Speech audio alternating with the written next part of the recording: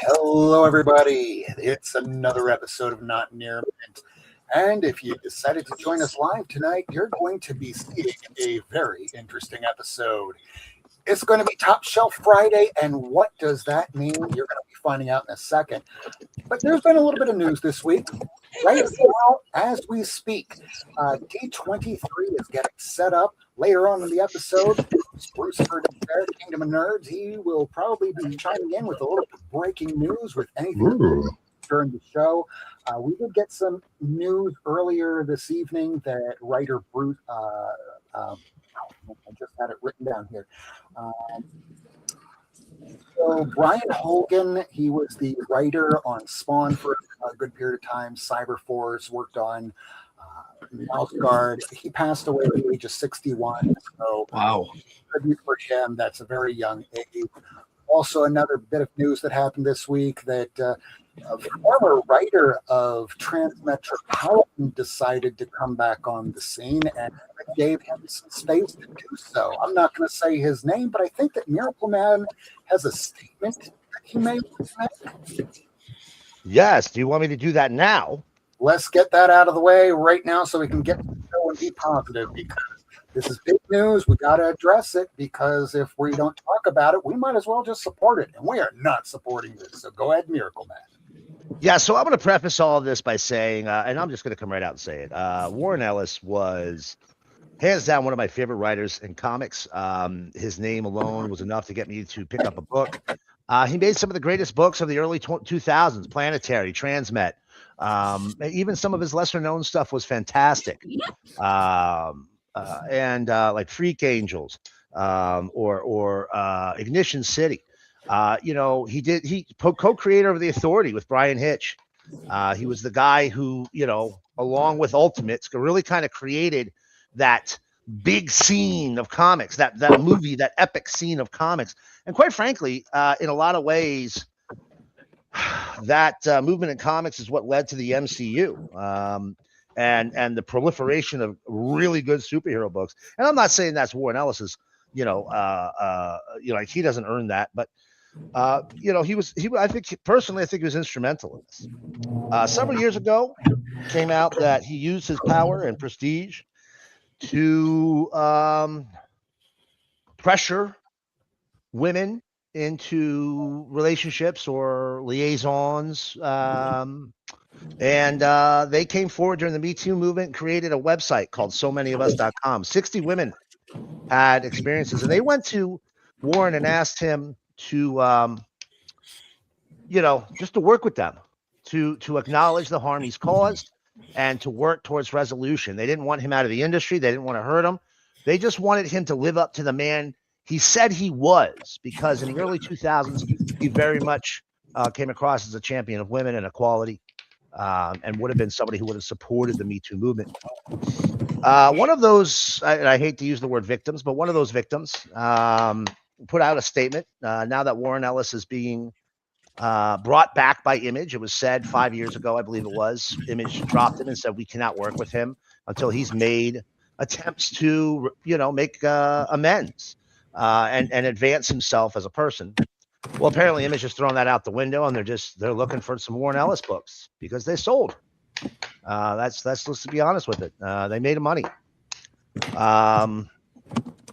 But a lot of people have come out and said, I'm going to boycott Image. I'm not going to buy Image books because of this. And well, this statement kind of addresses that. So, long story short, this person came out and said, look, I appreciate all the support. And I haven't spoken to Warren in all this time, but listen, everybody changes, and I hope he's changed too. I can't imagine he hasn't. There's a very specific quote from her here that she got from Kai Cheng Thorne that says, change is inevitable, growth is optional. Going along to say they were very sad that Warren, when confronted with the consequences of his actions, didn't react in the way they expected him to. In fact, that was the most common thread amongst those women. They expected better from Warren when they came forward. And to Warren's credit, he did at least begin to talk to them, but then made no further attempts after that. you know, and she goes on to say that she really appreciates how everybody has come out. There's been a lot of support in the community, the comic book community, against, you know, calling out saying they weren't going to buy Image books. But today, this woman is an editor at Image. So, in the most ironic sense ever, if you want to show support for the victims by boycotting Image, you're actually going to be hurting a lot of those people because a lot of them work at Image. Not a lot, but some. There's no set process, you know, in comics for people to be held to account for their actions and change their behavior. And you know what? The result has been a lot of people have been forced out of the industry, both victims, perpetrators, and witnesses. And while, you know, she has said she's very grateful for everybody who wants to show that solidarity, you know, she said specifically it feels like a cruel joke that people are boycotting Image, which will directly affect her livelihood and the livelihood of the people that support her. She gets it. You know, it seems like a financial decision from Image, so respond in a financial fashion. But, you know, my opinion would be if you're going to boycott something, and I think this is what she's saying here, if you're going to boycott something, boycott Warren Ellis. And if you're going to boycott Warren Ellis, boycott just that one book, but do it loudly because we're not picking that shit up. Right. So we are at the end of the week. And right after this little montage, well, we're going to let you know exactly what we're going to be doing tonight. And I'm going to throw it on over to Vinson because this is going to be his episode. This is about Top Shelf Friday. But yes, folks, it is the end of the week. It's the moment you all been waiting for. It is Friday, you bastards. The internet brings comic fans around the world into one comic book community. Comic creators and comic fans, tonight you are seen, heard, recognized. Because comics are for everyone.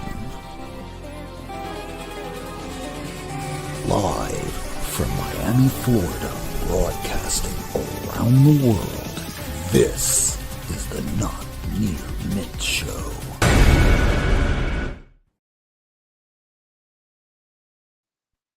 All right, so there we have it. That's the beginning of our show. We had the statement on that guy that we're not going to be picking up books from anymore. Let's talk about some positivity because it's about Top Shelf Friday, not necessarily the biggest books in the collection, but things that are, I don't know. How about we throw it over to Vincent and he'll give us the explanation.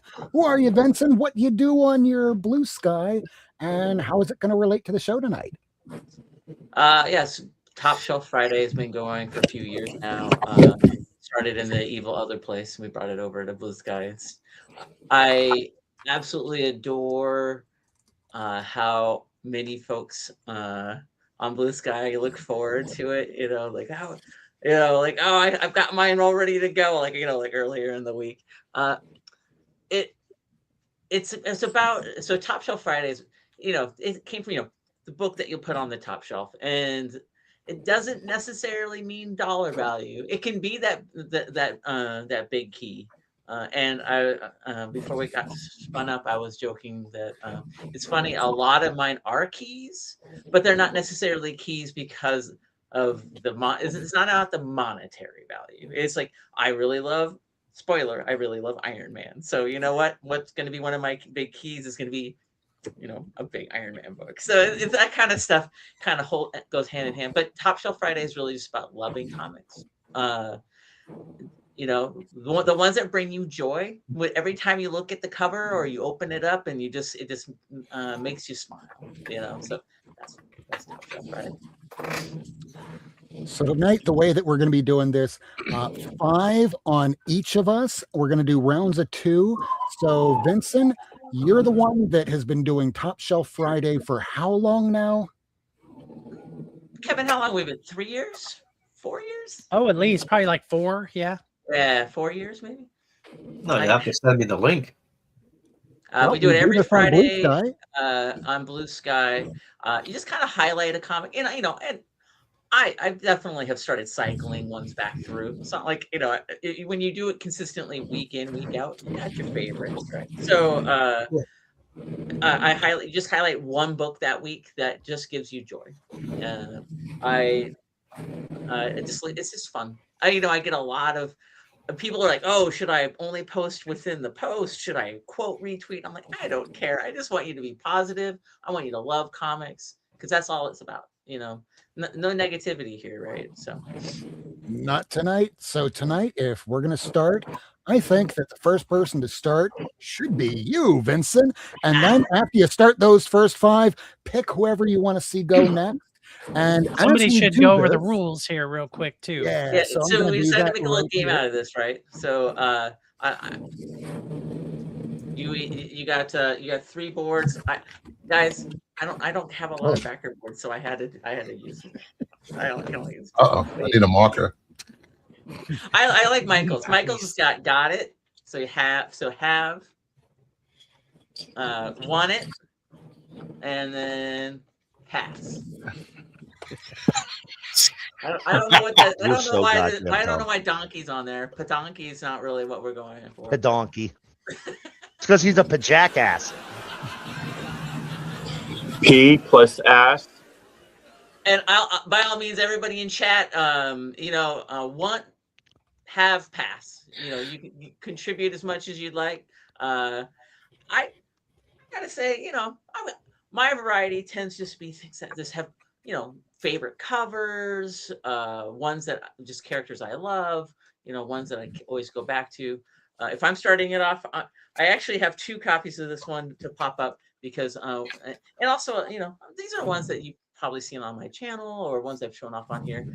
I like all, because we're doing all-time favorites. I'm definitely showing off ones that I've shown off before because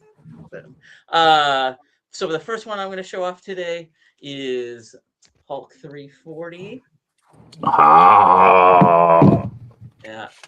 This cover is one of the most homage covers for a reason.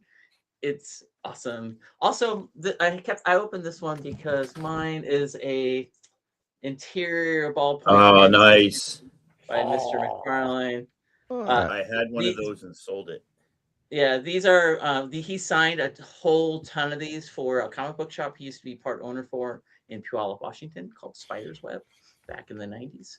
And but yeah, I've got you too. Yeah, I love this book, man. I have the newsstand, and then I have a directed with this. Nice. Okay, I do have to let people know, yes, that is a banger, and no, I will not be playing a banger alert. And why? Because some of these are going to be huge, some of them are going to be a little less. So we're going to do just a cumulative banger at the very end of the episode. So back over to Vincent. Otherwise known as an banger. Yeah, there's going to be a lot of bangers tonight, guys. Did you just say bang on the back end? On the back end? Yes, on the back sure. end. Okay. Oh, That hey works. now. Next one, not a key. I just love it, guys. This cover, I bought this only a couple years ago. It's Incredible Hulk 135 from 1977. This cover is just so cool. It's Kang versus Hulk. It's a nothing issue. It's just so cool. It's so cool. The years are cascading down, pushing Hulk down. It's one of my favorite covers for Hulk. Now, the issue's great too, but I just love it. Next one up is Kitty. Next one up, I got, this is Crisis of Infinite Earths. It is Nice. number 8 in 1985. And why number 8? Because this Marvel zombie who said he would never buy a DC comic. I saw this on the spinner rack. And it's funny because 7's the iconic one, Supergirl in his arms. But though for some reason this one caught my eye, and this brought me over to the DC fold. So this is just, I love this book. So many of those covers in that series were It's a nice one. Next up, again, it's just because of favorite character kind of thing. This one's signed by Tom DeFalco, John Romita Jr. I love Monica Rambeau. She's just one of my favorite characters, and I absolutely love this issue for introducing one of my favorite characters. And then the last one on Sometimes this we kind of round. have to modify the have or not have, because with the signature, it's like, yeah, we have it, but we don't have the signature. Nah, Confusing. I'd say have, even with signature, because this is about having the book. Don't get too complicated, Rob. Yeah. My next one. I like that our chat is playing along. Yeah. The next one is a big key. I mean, probably everybody here has this, but it is a big key. And it just blew me away. I absolutely loved Black Costume Spidey. I have this one signed by Jim Shooter, Classic. John Beatty, and Tom DeFalco. But this book blew me away. It felt like Spider-Man got cool. So, yeah. Those are my 5. And I love this book. Lamest character ever. So Spidey, who's that guy? So there was supposed to be no negativity on Top Shelf Friday. That's You fair. can be negative. I ain't gonna be negative. I'm positive he's the lamest character ever. I'm going to go from me to, let's do Bruce. Yeah. Woo! Bruce. Yes, God. Oh, sorry. All right. All right. You recognize me without my sandals? Oh, wait, I am wearing sandals. Nice hat. Oh, Canada. I actually got this hat while I was visiting Shane 1063 Comics last year at cool. Falls Comic-Con. All right. 10 books. Very hard to pick 10 books, but I decided to go with covers or things that I like. And we're gonna do 2 rounds of this, Bruce. So you get 5 this round, 5 next round. I love homages. I love metal. I love homages on metal. So let's do a Transformers homage on a Mark Spears metal book. Look at that. Oh, that's cool. I love this cover. I've never even seen that one before. That's a good one. There were only 10 made. That's why. No, that's not fair. I know. Thanks, Mama. That looks sick. All right. The first book. Then I am a Star Trek fan through and through. I love all Star Trek, new track, old track, even animated track. So some of the best Trek. Right kind of nerd. It's great. Animated Trek's great. I saw this at New York City Comic-Con. Had to have it. Star Trek and Alex Ross. Yes, please. Yeah. Yeah. Such I like a the great gold key cover. style on it. love That's this cover. cool. Yeah. Is that metal? I'd buy that No, for not metal. $1. I like that. Nice. I All love right. you're showing stuff that I've never seen. Oh yes. What's that? Two. All right. This cover, I love it because it's going to be the only time that my name actually appears on a comic book in any form. Mark Spears Monsters #1. Evil Dead homage, and you can't see it. My name is there in the middle somewhere. Kingdom of Nerds. Kickstarter. Very cool. No, this is this was a fifth printing. That glow in the dark? No, it doesn't, but it should. How's your name on it? Because me and Mark are friends. Mark Spears. They're cool. They're cool with each other. Yeah, very cool. It just happens that my family is from the same state he lives in. Good old boys from What part? Alabama. What part? I live in Alabama. Montgomery, Alabama. Okay. I'm And in Mobile. Las Vegas. Ooh. I've been to Alabama twice, and both times I did not have fun. All right. Oh, you should this come to next our book- show in May. It's really, really good. Ooh, I haven't searched for DCUs down there. It'd be something new to do. Yeah, because Mark Spears lives here. He sets up at that show all the time. Next book. I'm a huge fan of Chuma Hill. I don't know if you guys remember all of those Night Terror covers that came out. all those variants. One of my favorite ones is the Night Terror Zatanna #2, Chuma Hill. Oh yeah. I love this cover. Oh, that was a great one. That's a cool cover. That's like that. nice. Sexy and terrifying at the same Yes. time. Yes, no, yes, yes. Right. Listen, you put Zatanna, you show me Zatanna in her fishnets, dude. I don't care if she's turning into a spider. I'd still smash. This is the evolution of those bugs from Starship Troopers. Right. And this one, last one. My mother was a big Harley Quinn romance novel person. She had thousands of those books. And when I saw this, I had to have it. Let's go rousing. DC's Harley Quinn romance is #1 with Apollo and Midnighter. That's Oh my god. That's cute. Oh, Yeah. That's a good one. What is that? like It's DC Harley Quinn romance is #1. This was a 1 in 25. I don't know how many stores were ordering 25 issues of Not many. Harley Quinn romances. It was a $10 book. Right. Yes, it was a $10 book. I love that cover. that's awesome. And I am done. So who are you gonna throw it to next? I am going to throw it to Michael. Yay! Right. I'm ready. So yeah, Fancy signs. like Bruce, difficult narrowing it down to 10. I'll show my first 5, but I really wanted ones that I did try to avoid the big name ones, like for expensive, and really ones that hit me home. The ones that I've read over and over again, the ones that still give me a thrill every time I read it. So I wanted to also represent a lot of the artists and writers I love as well. So I'm going to start with, I mean, it's an obvious one, but it is my favorite miniseries ever. It's a good book. Batman Year One. It's my favorite cover of Batman Year One. Do a lot of people have it? Yeah, good. It's just my favorite cover too. And I'm trying to pick ones that I love covers as well. So yeah, Frank Miller, David something. Mazzucchelli. Mazzucchelli. Wow. Wow. Wow. I wish that he hadn't quit comics. Mazzucchelli. I know. I agree with that. Okay, so another one. Him and Guy Smith.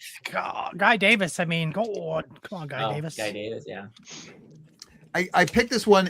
I love the series of G.I. Joe. So from for the first 75 issues, it's so beautiful. It's so wonderful. Larry Hama took this toy and made it an amazing series out of it with characters and action and did it perfectly. And so I wanted to pick the one that hit me the most. Now there's the silent issue for sure, but this one, and with its art, I just 26. Origin. I just love it so much. And again, it's one I could read over and over again. I could read it every week and still love it. The art, the story, it's a perfect. Wow. Wow. Oh, it's so good. I have every issue of Joe, so the moment you said G.I. Joe, I'm like, half. 400 miles away without binoculars, and he's got a ninja escape hatch in his cabin. It is so good. It's so good. So good. I love it. Okay, so we're getting to one of my favorite artists of the 80s. Did he go downhill a little after the 80s? I think so, but your mileage may differ. But Frank Miller. Well, yeah, Frank Miller too. But but he's still at 300 though, so he still had something that I still love after that. This guy, he shaped a lot of our childhood. If you were alive in the late 70s, early 80s, I just love him so much. Hard picking, one of my favorites of his, but this little run. Very nice. Friend. And I love the cover. And I love the story. So yeah. So if I'm picking from this run, John. That is one of John Byrne's best runs, and Roger Stern's scripts are terrific in that. It's only like 8 issues, but it's fabulous. Yeah, 8. Wow. Bruce, bringing the heat. But there's a monster. I love that run. And I would also shout out to Joe Rubenstein, who's an amazing inker. I see him on Facebook a lot, and yeah, he elevated this art, and it was perfect for the horror style as well. He's a great inker for Byrne. He really understood how to put this stuff. And also Jim Starlin. Right? Which of us hasn't gone hill since the 80s? Downhill. Pass. I've gone hill. So I already spotlighted the guy's writing, but I do have to spotlight his art as well. Maybe not his best art, but it's one of my favorite covers of his. I also wanted to represent Spider-Man in this, so I was looking, what Spider-Man would I pick and have I read over and over again? And this would be it. So this, I love this cover. Ooh, nice one. I love Frank, and so this is a Frank Miller cover, and one of his earlier endeavors in Marvel, not his first, but beautiful. It's got Daredevil too, so I get a 2-for-1 for two of my characters. I love that. Yeah. Same cast. This is supposed to be positive and pass sounds so mean. Hey, but not every book's for you. That's part of the fun. That's okay. And then this one, I would be, most people are going to pass on this, and that's totally okay. But I had to represent this because I love humor. I love this run. It makes me smile. It made me smile then. And it was really hard to pick one issue because they do blend together a little bit. There's no classic issue of this run. But I picked this because I love the character and it's an introduction of this character. So I had to get Gru in there. Oh, nice. That's pretty cool. And Chakal. So that's pretty cool. Kevin, one of my favorite books. characters. That's great. Yeah. No, that series is so fun. A couple I just people have recently it. got that too. I was at a comic shop that had every issue for like $3 to $5, and I was very tempted to just. I would have gone. But I was like the later issues, they're so unaffordable. So if you could have got those for $3 or $5, it wasn't like a whole run. It was like a short box. Oh, yeah. So it was a good chunk of the run. I should say. it's worth anything above the like last- I'd say 90. Get it? Yeah, for sure. Yeah, Okay. the last 20 or so of that epic impossible. run are expensive. Yeah. So those are the ones that give me the most pleasure. All right, who are you going to throw it to next? Oh, sorry. I'll go Miracleman. Thank you so much, Michael. I just want to point out that I appreciate you so very much. Your Canadianness, your love of back bacon, your maple syrup, your poutine flavored fingers, all these things. I love it. How many? I love fucking poutine. All right, here we're gonna go. I love you too, Miracleman. Thank you. All right, so let's do. I'm mostly a DC guy, right? Like you guys all know me because I do a lot of like weird comics you've never seen before, right? And I'm kind of getting into that decade or so. Well, not like you, Lyle. And just wait. Here's this book. There's one of 7 in the world. I love you, man. I love you. But a significant portion of my collection is DC, and from the Marvel side of things, there's one group of characters that have always really held my attention.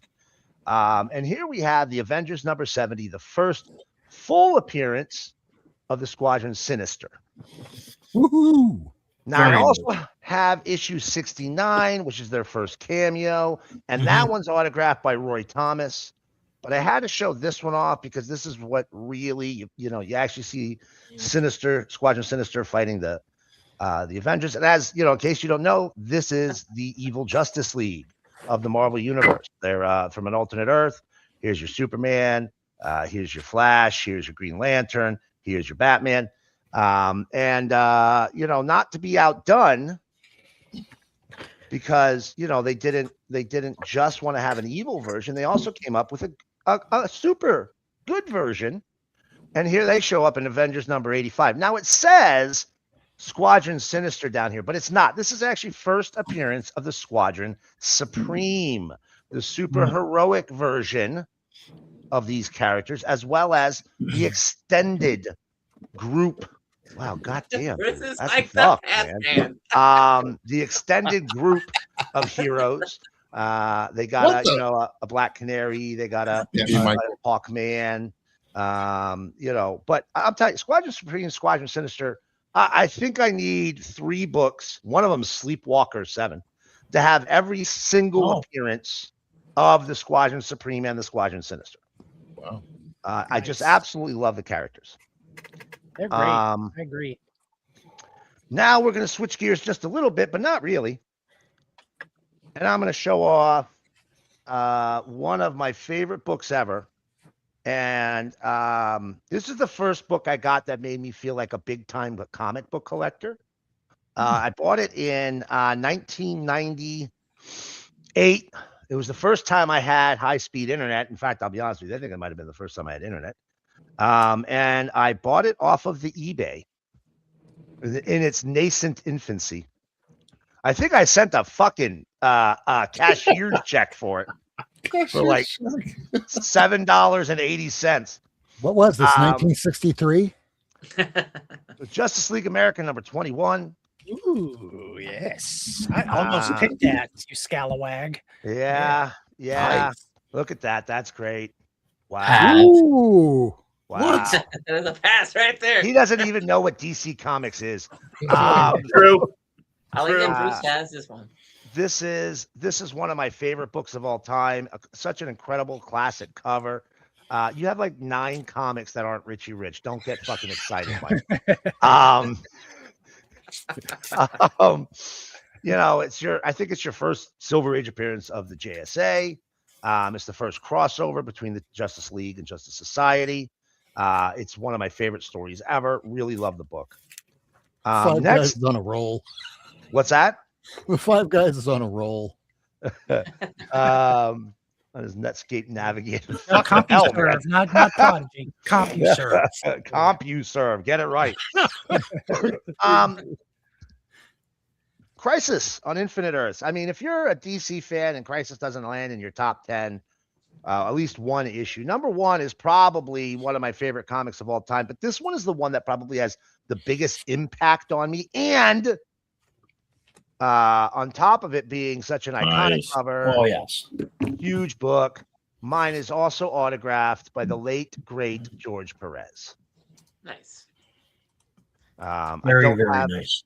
I only think I have 2 George Perez autographs. It's this one and the Crisis on Infinite Earths lithograph that the Warner Brothers store did in the late 90s. Look, I will read this book every single day and have a smile on my face. There'll never be a time where I'm like, man, I'm tired of reading Crisis on Infinite Earths number 7. It just won't happen.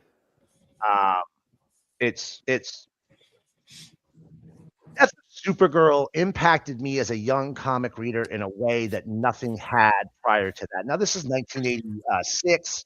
I'm like 9, right? It was a huge deal. Now, this one might surprise you a little bit, but it shouldn't. This is another book that I think is very underappreciated, but I will, again, read every single time I get a chance. Captain Carrot and his amazing Yes. This is just look, if you were a kid in the 80s and you didn't have a Captain Carrot comic, right, Lyle, we know, buddy. I'm sorry. I was and you didn't have in my mid-20s. and you didn't have a Captain Carrot comic, you didn't read comics. Holy shit. Fire that man. Oh, I read them. And, Don't worry. Yeah, y'all are all high. No, Fives Guy. We'll actually talk about that. I actually get what you're saying. Captain Carrot was a book that, as a kid, was one of the funnest books on the spinner rack. You had all these anthropomorphic animals. Every single issue, they were finding a way to like make an animal version of a real thing on Earth. They've done much more serious versions of this. This ran like 18 issues. Then they did a 3-part miniseries, which was Captain Carrot in the Oz and the Amazing Zoo Crew in the Oz Wonderland War. And I highly recommend that if you are fans of Oz or Wonderland. It's a really fun story. It's 3 extra thick issues. But then after that, you didn't see them for like 25 years. Until they popped up again in Teen Titans, and they were like grimdark, and I didn't really dig that, but it was just cool to see him again. But incredibly fun story. It has to be incredibly cheap to get your hands on. But again, I will read this book every day the rest of my life with a smile on my face. I love that it brings you joy. Thank you. I know nothing about it, but just because it says Captain Carrot, I want to get it. Look, Oh, that's great. look. Here's. Great. Hold on a second. Hold on a second. Before I pick the next person, I gotta show you some materials. Just look. Hold on. Hold on. Look. The curtains match the carpet on this one, boys. Look at this. First of all, this is some Hell no. great 80s artwork. It's top tier comic artwork, but you've got animals, superhero animals, and the whole thing, and everything's a pun. Everything is a pun. Okay, it's punny. It's very punny. But this is top tier comics. Yep. I would put it up against anything today, particularly anything that's humor, right? Just Any wait. humor book. You know, Right? it's funny. As a kid, I hated that book. Again, Oh. I'll love and respect you, but I hated that book. But I loved What the Okay. over on the Marvel side. Okay, that's fair. That's okay. Marvel Zombies. I don't know why. Ah. As a kid, I don't know why I was like yes and no. All right. Now look. I'm gonna pick the big boy. Lyle. You're up, man. I'm not a big boy. Anyway, No. I'm gonna pick I'll the show guy who's you, gonna pull out books that are gonna put us all to shame. somebody mentioned earlier John Byrne. So in 2019, I was at a little comic event on the outskirts of Vancouver, Canada, British Columbia, and my brother-in-law is standing in front of me, and he's kind of like, should I buy it? I said, the guy says, well, the comic book is signed on the inside. This is what the comic book is. It's this one. Nice. Oh, nice. Number 50. Very nice. And so when the seller said that it was signed on the inside page with John Byrne, Heck yeah, old school Sig. Nice. right? My brother-in-law didn't know who John Byrne was. I said, step aside. So I asked the seller, what do you want for it? He said $25 Canadian, so I bought it. Oh my God. You should have said 20. Well, I didn't want to, tinker too much with it. I do actually have that book. I have not the Cool. John Byrne autograph. But I do Strangely enough, I have the whole run. So you were speaking about these anthropomorphic characters, like Captain Carrot. yeah. Well, this one is it's kind of off the wall. It's from 1967. It's number 2, a Dell comic called The Mighty Heroes. Oh yeah. That's a good one. It's got like wacky races kind of vibe going. Yeah. And some of the characters is the Diaper Man, the Frog, Tornado Man, Rope Man, Strong Man, and Cuckoo Man. Yeah. Cuckoo Man. Didn't they have? cereal. I need that. Yes. Didn't Okay. they do that? Didn't they do a cartoon? I Didn't think they they have a did. Saturday morning? I thought they. I'm pretty sure they had a Saturday morning cartoon. And I'm going to show this one because the fellow's not in the chat, but he was on the show that I was on previous to this one today, and he hates this one with a passion. So we all show it just because, and he doesn't like this Oh one. yeah. I That's a great book. I said I was going to show it tonight, and everybody got it was a laugh. So here you go, KB Union. I know how much you hate that one. actually have that. Do you? Okay, I I love bought that. a collection Wait a minute. earlier this year, and if you see those 6 long boxes back there, that's stuff that I've already gone through, and I'm like, I got to get rid of all this stuff. And I'm like, I recognize that that's in those 6 boxes. So I And a lot have of it, but you have it, awesome. And I have a lot of these, but I thought I was just going to show this one tonight. It's from this one's from 1954, and it's called Adventures in 3D. Even though they had that technology back then. Books like that, I put past Yeah, because they books did. like that I admire but would never own. If that makes No. sense. And then they had Mostly admire. this one's also a Dell comic. That's number 2 from 1963, and it's supposed to be fairly scarce because this is the only one I've had in my collection that I haven't seen any other. It's called The Private Secretary. So supposedly this was a program, a TV show in the 50s that ran for a few years. She's forced You to make want it. a desperate choice, Oh. Lyle. I know. And so Bruce was showing some Star Trek stuff. So this is just going to count as one, but there's a few of them in here. It's a comic album from France. It's number 2, and the books that are in here are from 1972 and 73. Ooh, that's God, cool. look at that. Cool cover. Oh my Yeah. god, that's cool. I'll be back. I gotta go clean my pants. I'll show you the the inside cover looks like this. Oh, interesting. Oh, Interesting. Wow. That's awesome. That's gorgeous. Okay. And I'll show you the other issues they have in here.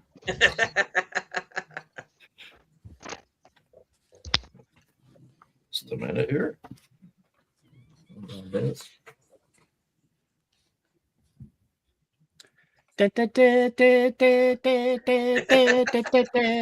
Yeah. Exactly. Yeah, I'm thinking that sounds familiar. That tune. And then they have this one. Oh, wow. Cool cover. It looks like Decker art from Mad Magazine. Yeah, and Great. this cover. There's a Oh, whole bunch of issues in that thing. It's like Sean Connery. Yeah, it's a comic album. Those covers have such great line of sight, like drawn into them with the spaceship going one And way. The people the looking last where one they're I'm going to trying show you see. in this round.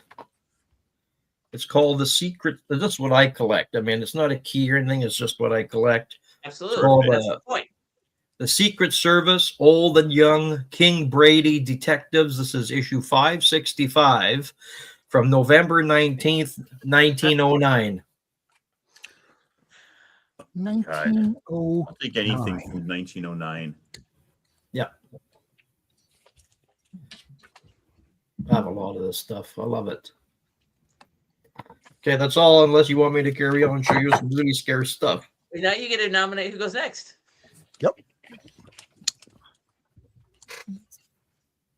Anybody want that kind of stuff? It's just me and Tacoma, I think. That's and Rob. And Rob, yeah. Michael, you already went. Lyle, you got to pick someone. Oh, I'm sorry. I got to pick somebody. How about the Kevin, Tacoma, Tacoma? All righty. So this first batch, and I hope I got my lighting right. You might have seen me playing with it earlier. Are just books that like nothing's a super key or anything, but just books that like are near and dear to my heart. 4 older ones and 1 newer one. This first one, Elf Quest #1, signed by Wendy and Richard. Cool. And yes, Mine's also I have the black and white original warp graphics. I at one point had German editions I had to sell when I was out of college and needed money. I have 2 sets of hardcover collections, but this is the one that I saw on the spinner rack at Carnell's Stationery outside of school, and I said, "Oh, that looks cool. Let me get into that. Let me read that and see what it's all about. That looks different than the superheroes I've been reading." So, this was This is the I book. almost pulled that one too, Ian. I absolutely same thing. That was the book that started one of my loves. This, I don't need to take it out. I don't know why I was about to do that. This is the book, the first book I remember buying and reading ever. X-Men 149. And it's so incredibly silly because Kitty, who I had a crush on, she was, 13 years old like I was at the time. She was wearing striped leggings over gold lame, other leggings with green shorts and roller skates. And she stowed away on the SR-71 Blackbird to go on a mission with the guys. And Wolverine and Nightcrawler and Colossus all like speak in their separate languages. I guess Wolverine is Canadian, but I don't know what they speak. But the other one spoke in Russian and German, and I got such a feel for what they were trying to do with the international feel, and it got me hooked in a lifelong love of comics. Speaking of Kitty, I could have chosen anything from this series, but I absolutely love this series because to me, this was like a teenager like myself, again, Kitty Pryde, who again stowed away to find out the evil dealings her dad's bank was into with the Japanese businessmen in the 80s. And she basically helped Wolverine accept some facts about himself. He goes into berserker rage to kill the immortal Ogun, the ninja, but Wolverine is able to come out of it at the end in issue 6. and Kitty's able to be like, you're not crazy, you're not an animal, you know, you've gotten past that, you're able to control the berserker rage, and that just imprinted on me as a kid so well. And even though this next one isn't X-Men, it's got an X character in it. This one right here, Spider-Man versus Wolverine. This one I am going to take out because I want you to see this is my original copy with all sorts of like stains and rips on it. There's something about this particular there you go. This particular book, I felt like nothing captured the spirit of Wolverine or the spirit of Peter Parker better than their characterizations in this particular issue. This is one that I will read over and over and over. Wolvie basically, that book was 1984. I think so. Yeah, Yeah. 83, 84. That book I remember buying it when it came out. $2.50, guys. That book was expensive. It was.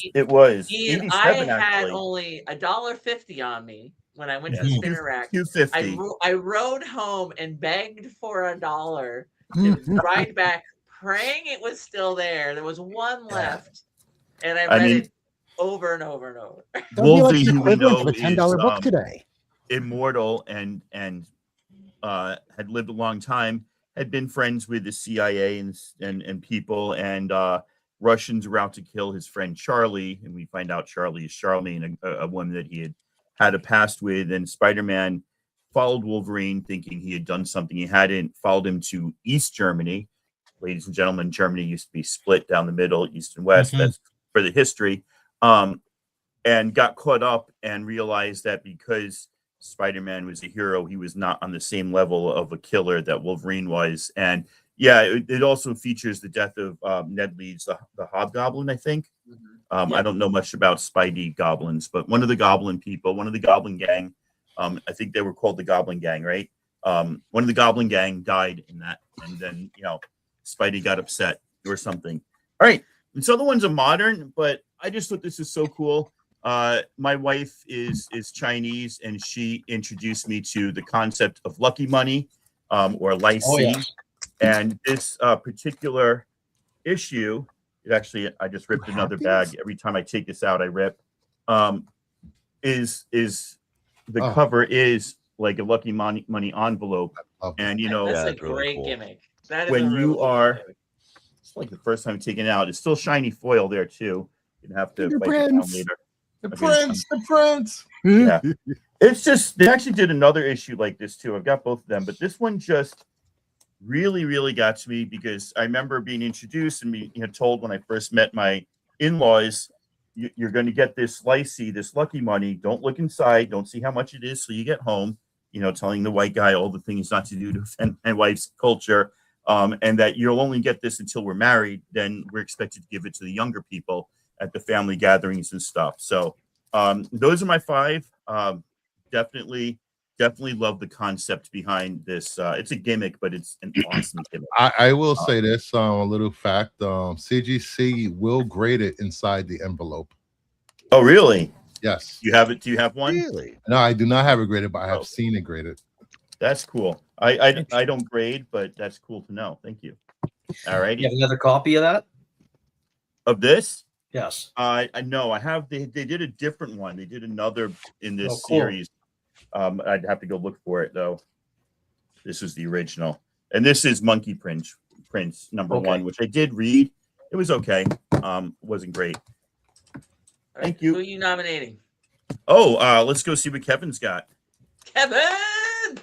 Yay! That way we can end with Rob for round 1. Well, I have carefully curated my selection to illustrate the evolution of me as a collector and a lover of the books. All right, so that's great. I love it. I love it already. I'm gonna start with the spinner rack era when I was younger and seeing the books on the spinner rack, and the book that enamored me the most that I bought on the spinner rack, of course, Teen Titans #1. Oh yeah.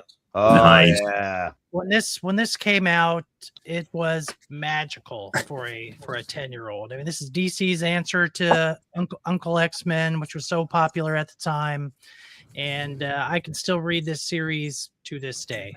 What? Communist.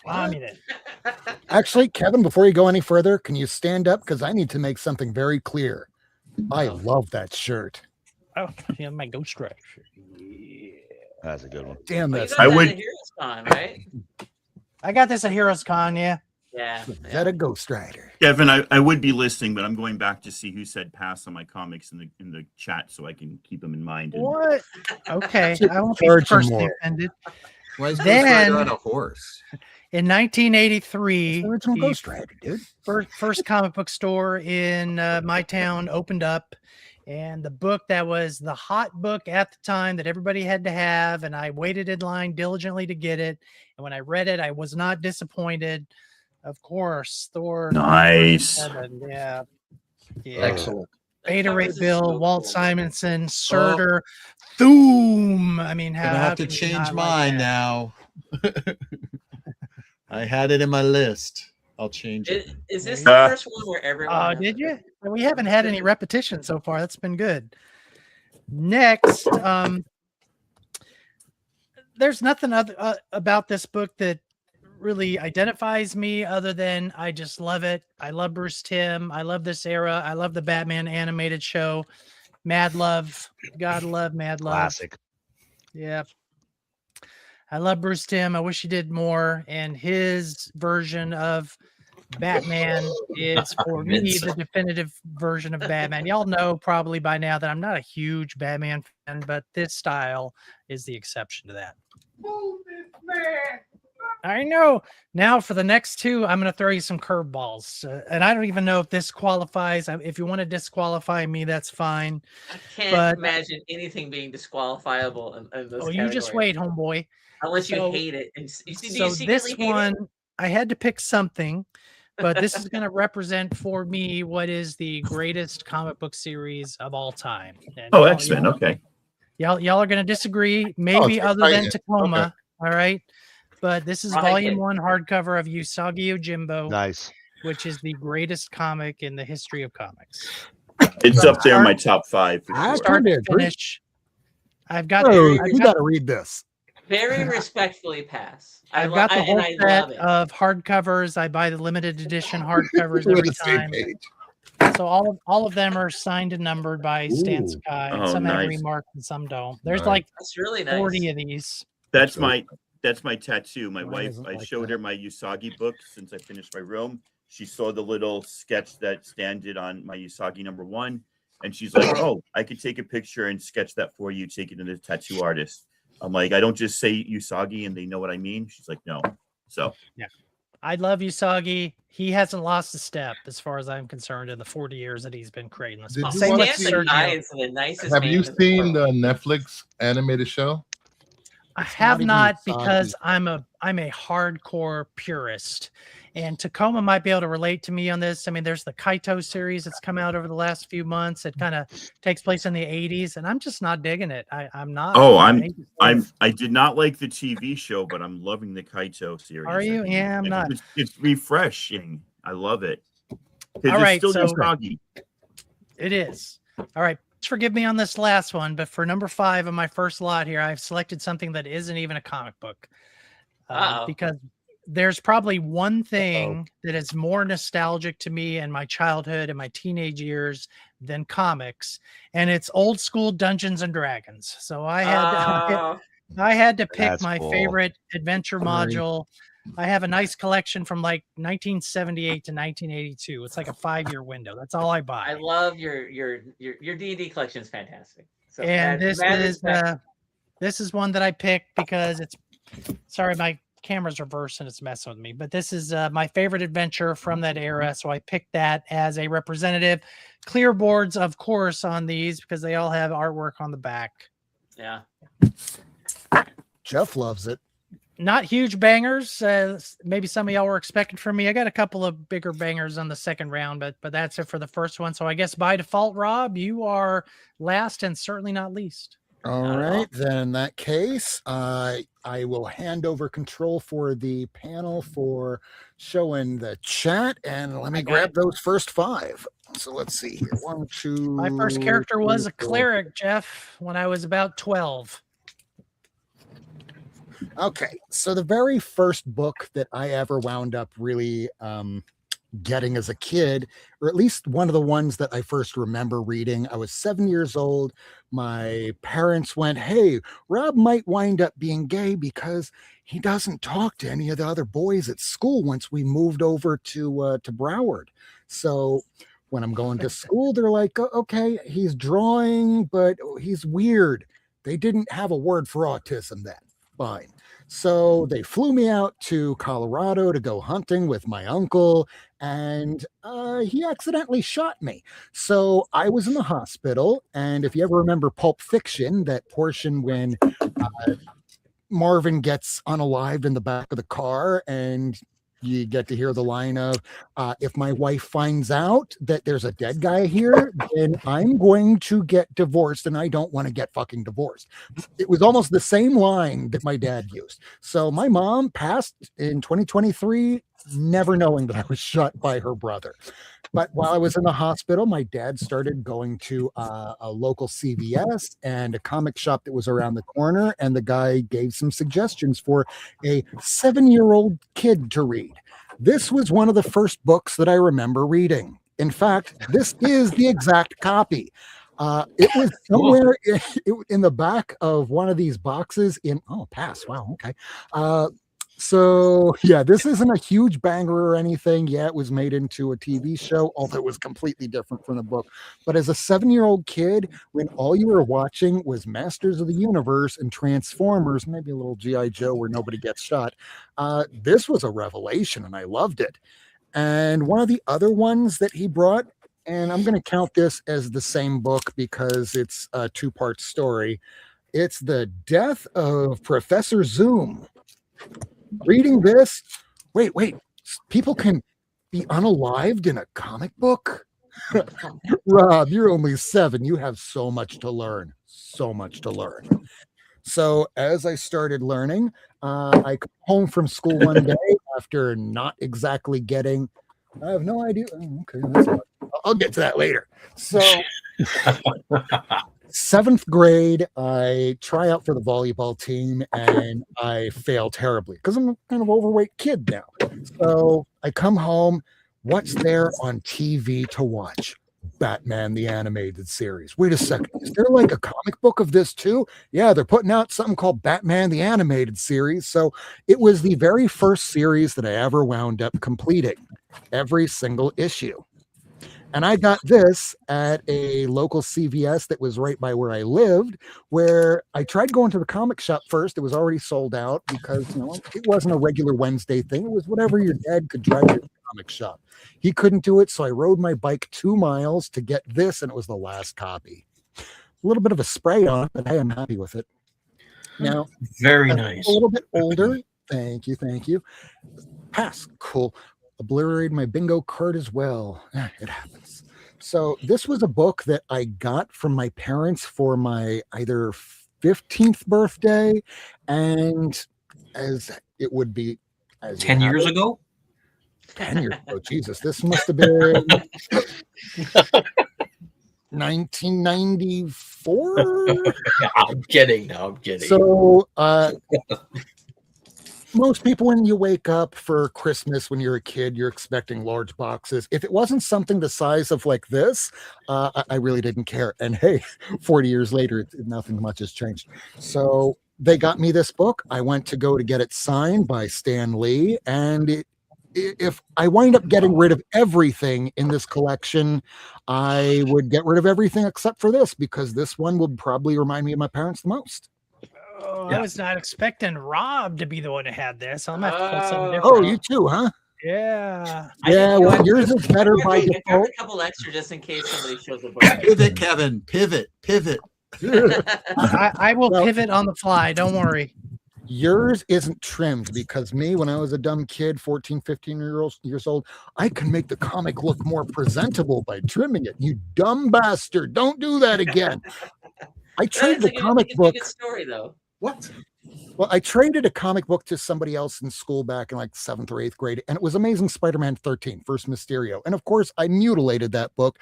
And the guy that sold it to me said, give the kid his money back, give him his book back, give him whatever you traded, because you shouldn't be doing that. And I never did it again since. So this is the last book of my 5 here, where I went to a comic show. I was first married. And at that point, I was only picking up new books. If I picked up a back issue, it was 10 bucks, maybe $20 at the max. This was the first book that I picked up that was $35. I know, a lot of money. But when you're just married and you don't have a lot of money, I went, yeah, I'll get this signed. But Rob, Nodell didn't work on that book. No, he didn't, but he co-created Green Lantern, and he wouldn't sign it at first until I went, but if you didn't create, hopefully I don't screw this up, Alan Scott. You wouldn't have Green Lantern. You wouldn't even have this character, the Spirit in a TV show. And yeah, he signed it. So there's my first 5, and we're going to cycle this back around. Let's see. I'm going to want to see what Lyle has for the next 5. Oh, okay. Are you all right there, Michael? Thought you were having anyway. All right. So I'm not going to show it. I have some older stuff here I'm going to show, but this one here was an AOK that I received from my friend Stephen Gentner, and it's the first appearance of John Constantine. Oh, nice. That's a good one. Yeah. That's a good one.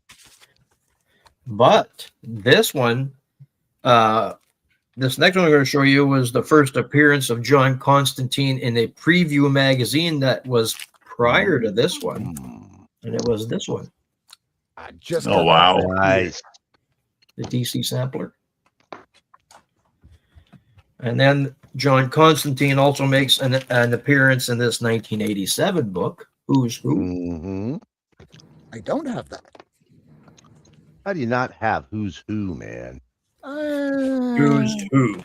And so this one here was also an AOK that I received from a good friend of mine, Joe, from Black Box Silver and Bronze, just a few days ago. And this one here is from 1928, and it's the Lindbergh Alphabet Story and Color Book. Wow. That's awesome. What year? Awesome. 1928. D is for disappear. It was a commemorative book because in 1927, Charles Lindbergh did his first solo transatlantic flight. This one came out a year after. What? You don't like this, Vincent? It's one of those respectful things where it's so cool, but I would never own it. You know what I mean? Didn't Charles Lindbergh march with the Bund? Yes. Yeah, I thought so. Yes. Yeah. So my last one that I've had for a while, it was called The Three Famous Flying Marvels. And this one's from 1945. Oh, wow. Oh, I got that. I have that. These were they were known as a punch-out glider set, as you can tell. Nice. Really? You guys have that. I do, yes. What? Yeah. Unused. I don't Yes, believe it, absolutely. Kevin. My wife is a faucet collector. She loves Golden Age, Mary Marvel, WoW Comics, Master. So we actually have that. It's not that expensive. No, it's not. I wonder if they still work. I am not Joke. Of course. taking it out. That's for sure. Yeah, 25 cents. See, I'm not used to halves with Lyle, so I got excited there. That's all I got for you for now, there, Rob. That's All right, fine. you're gonna throw it to. Oh, I'm going to throw it to Michael because he was having a spaz attack there earlier. Right. You better show us some Richie Rich. Transcontinental Canadians. I just Here wanted we to go. quickly show this to Miracleman. He might not know, but the group he likes is in this. He probably doesn't have this one. I have that one. Okay, so I had to pivot from Thor, but I wanted Walt Simonson still represented. So I quickly pivoted, and I think I came up with one that's even worthier than the Thor, because this is a series written by Archie Goodwin that I can read every day and still love it. Yeah. Wow. That's a good one. And Honda. Yes. I actually have a gold version of that book. Oh, I remember when my gay uncle shot me and gave this to me. That's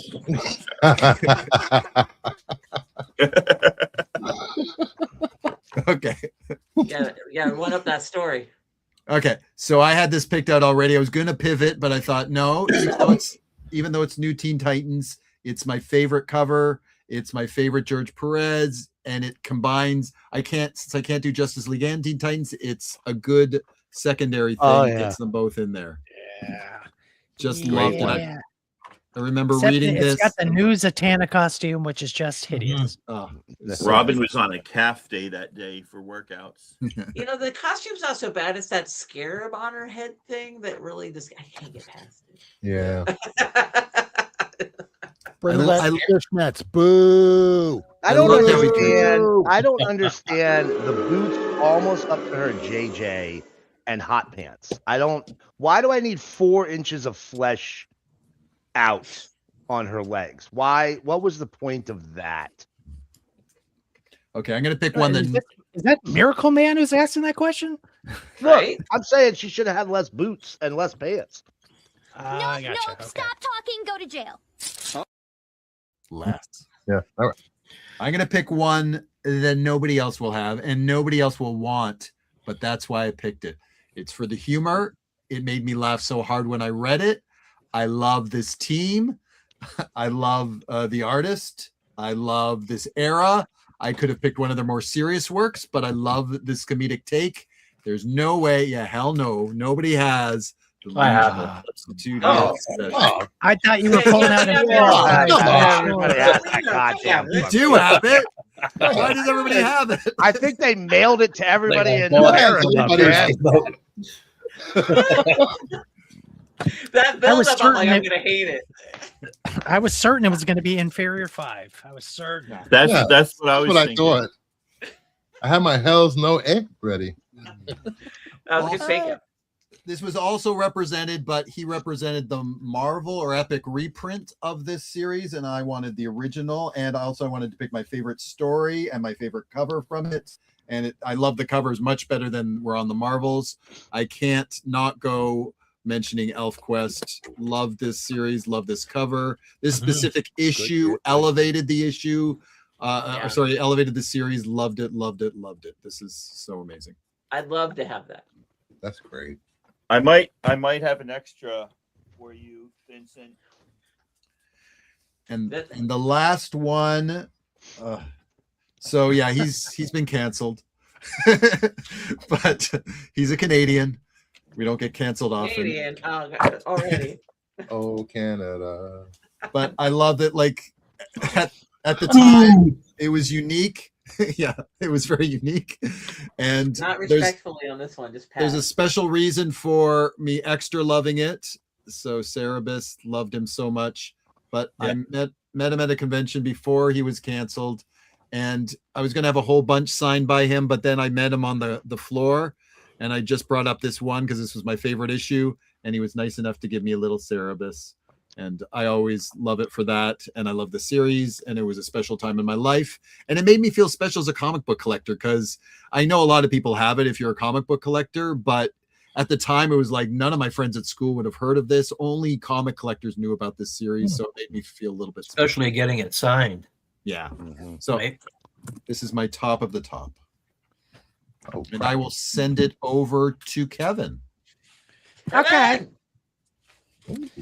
All right. So I had to all the pivot. ones I have next to me. Hey, John. I had to pivot from Submariner #1. So I scrambled to the nerd closet, and this is a book that when it came out, it blew my mind. It's a series that came out that blew my mind. Early 1990s. I picked my favorite issue of the 4 Marvels. Oh, number nice. 2. Love those Signed by signatures. Kurt Busiek and Alex Ross here. I saw them at the Yeah. Dallas Fantasy Fair right after it came out, like 1993, 1994, right in there. Of course, I picked the Silver Age issue. There's a Golden Age, a Silver Age, a Bronze Age. went with the Silver Age issue, of course, because that's my bread and butter. First time really being exposed to Alex Ross, as I'm sure a lot of folks were when this first came out, and his art was just different from anything else that had come out at the time. If people haven't read that, go pick up that Marvel series. It's so well written. And Kurt Busiek, follow him on Blue Sky. He just tells great stories. Oh yeah. Yeah, he's really fun. I'm really shocked that no one else made me realize that I like. I'm glad you have the Flying Marvels. But I bet you I've got something here you guys don't have either. Just wait. I'm legitimately shocked that no one else has picked this. So I'm glad I did. But another book and just genre that's formulaic to people, or that's epic to people my age. Got to go with Star Wars #1 here, right? Oh yeah. I suspect most of y'all are Star Wars nerds, type or another. Howard Chaykin did the art on this one, and this book actually came out, correct me if I'm wrong, before the movie released, didn't it? I think it did. It did. Yeah. So there were some inconsistencies with some of the characters, but nevertheless, I mean, it started the genre that still exists to this day. I think at this point, Vincent's trolling us. Yeah. I won't lie. I think he's. I didn't expect him to be the most negative. Respect. Respect. All right, bitch. I know you're not going to respectfully pass on this. She says. Damn. Fucking Southern I Alabama. swear, guys. I don't know. My ears are I burning. know. You don't expect that coming out of my mouth, do you? All right. So this book is very sentimental to me because this was a gift that was given to me by my wife when we first started dating around 1992 or 1993. She found out I was a comic nerd. She knew I was an Iron Man fan, and she went to the LCS on her own and got me this, and I still have it to this day. It's Tales of Suspense #48, first appearance of the red and gold armor. It's mid-grade. Steve Ditko art. Yeah, you better show me a wow, Vincent. Oh, you challenging? How far do you live Still from his have place? it if I ever upgrade this, I never get rid of this. This will be the last comic I take with me to my grave, without a doubt. That's so sweet. Aw. All right, I can't finish off without a couple of bigger boys. Okay, so if that's all right. Y'all know I'm a Western nerd, so I had to pick out my favorite Western that I own, the one that really made my heart palpitate when I finally got it. It is one of the grails if you are a kind of a 60s, 50s Western collector. It's Rawhide Kid #17, which is the first issue of the revamp by Jack Kirby. So it has Kirby art. Yeah, go ahead. No, all y'all gonna pass this one. That's all right. Well, but all of the heroes, the Western heroes, the big three at least from Atlas, kind of look the same and act the same and had the same origin story. And so during this era, they tried to separate Rawhide Kid and Two Gun Kid to give them different personalities and different ideas. And this book is, I mean, it's a grail if you're a Western nerd. Mm-hmm. Absolutely, I have a lot of them. Yeah. And this last one, this is a book that I got, and I forget which one of y'all mentioned this, but when I finally got to the point where I started having a little bit of money where I could spend, a little bit on a book and not worry about whether the check was going to bounce. Really the first book that I bought with a reasonable amount of money, I mean, triple digits here, and I still have it. It's a pretty nice copy. It's Conan #1, and I love Conan. I love Barry Windsor Smith. If you haven't read the new Titan series from Conan that's been out the last 3 years, it's spectacular. Please read it if you haven't before. But this is a personal grail of mine. I love Conan, and getting a #1 and being able to buy it with my own money at Heroes From Con 1970. several years ago. I bought it in probably 2016. Say it was before COVID, something like that. And I think I paid like $600 for this, which was a lot of money. Of course, still a lot of money, but I mean, having the ability to spend that kind of money and feel good about it, This is a perfect one to get for that. That's great. My family member had that one, and they stole it out of my collection, and I don't know what they got for it from somebody on the street, but he was so happy he was able to eat ice cream all day long. I just about killed him. I mean, I'll there's do it just, and for every you. one of y'all can relate to this. There's just that warm, fuzzy feeling when you get a book that you've wanted for a long time, or that you've been looking for a long time, and you finally find it. It falls in your lap. It's at a price that you can afford. And there's few things that are better feeling than that. And with that, I want to see Master Bruce. Bruce, what you got? What you got? Star All right, Trek. Frylock. If I would have known that, I would have worn my masturbator shirt. What? Whoa, ready? Getting it ready. It's getting it ready. Oh, Vincent. All right. One of my favorite characters is Power Girl. I love Power Girl. Hell She yeah. can do no wrong. It's great. And then you combine Power Girl with Dan Panosian. Panosian. I'm listening. I'm listening. We get Power Girl number 6. Oh, yes. That's really good. I'm not even a fan of variant Good Girl covers, and that's sharp. Yeah, I it's a good cover. love. That's really sharp. I might have to scribble that one down. I love Good Girl covers. So, if anybody wants to give me anything from Christmas, Panosian, Power Girl. You know, he does Conan covers too, right? Yes, I've seen them. I have a Okay. few. I want to cover Good Rampage. for you. As a Don't kid, forget to pick up Denver. It was on FOC last week.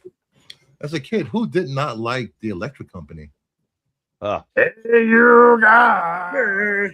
I think it So, was- why shouldn't I collect Spidey? You gonna show me some Super Spidey super stories? What you got? Oh, yeah. Yes, I have Spidey Super Stories 31. My little Star Wars homage. That's I a great one. love this Love it. cover.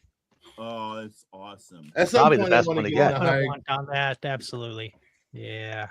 Yay! I would love I that. love one. this cover. Oh, look who That's- wants one. So Who wants cool. one? Oh, look who crawled out of his No. never wanted it again cave. All right, this book. Yeah, I'll go with this one. Maybe this one. All right, this book started the beefcake craze in comic books. Tim Drake, Robin number 7. This book is, I guess, still a ghost. The Cunha.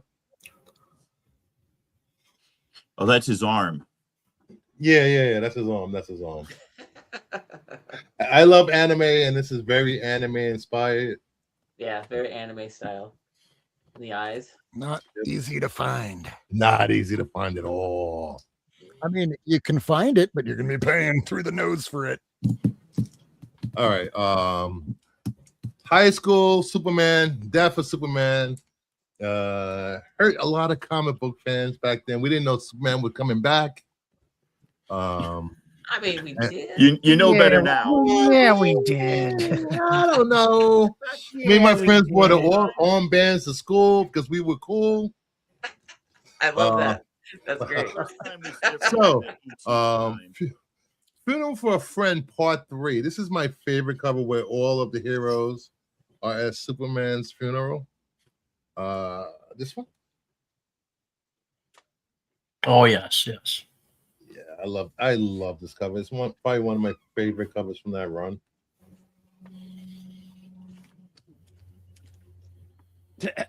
Hi, Tacoma. Aha. All right. And my last book. What is that, Michael? We are getting a lantern show this Sunday night, this coming Sunday. And Green Lantern, Star Trek crossover. I think there's a TV show coming out. Did you know about that? I didn't know about that. I just There found out is? 2 minutes ago. So Star Trek, Green Lantern number 4. Oh wow. I have no idea what that is. Oh, jeepers. I don't even know what to say. That's so cool. It looks more like Green Hornet than Green Lantern. It does. It does. And that is my last book. And Michael. let me see. Miracle. Miracle. It's gonna be all corn. It's gonna It's be all time for corn. corn. Man, you there? Oh, he fell asleep. Well, he's taking a Miracle Man, so when he comes back, Well, I've got some boobs in my collection that I haven't shown yet.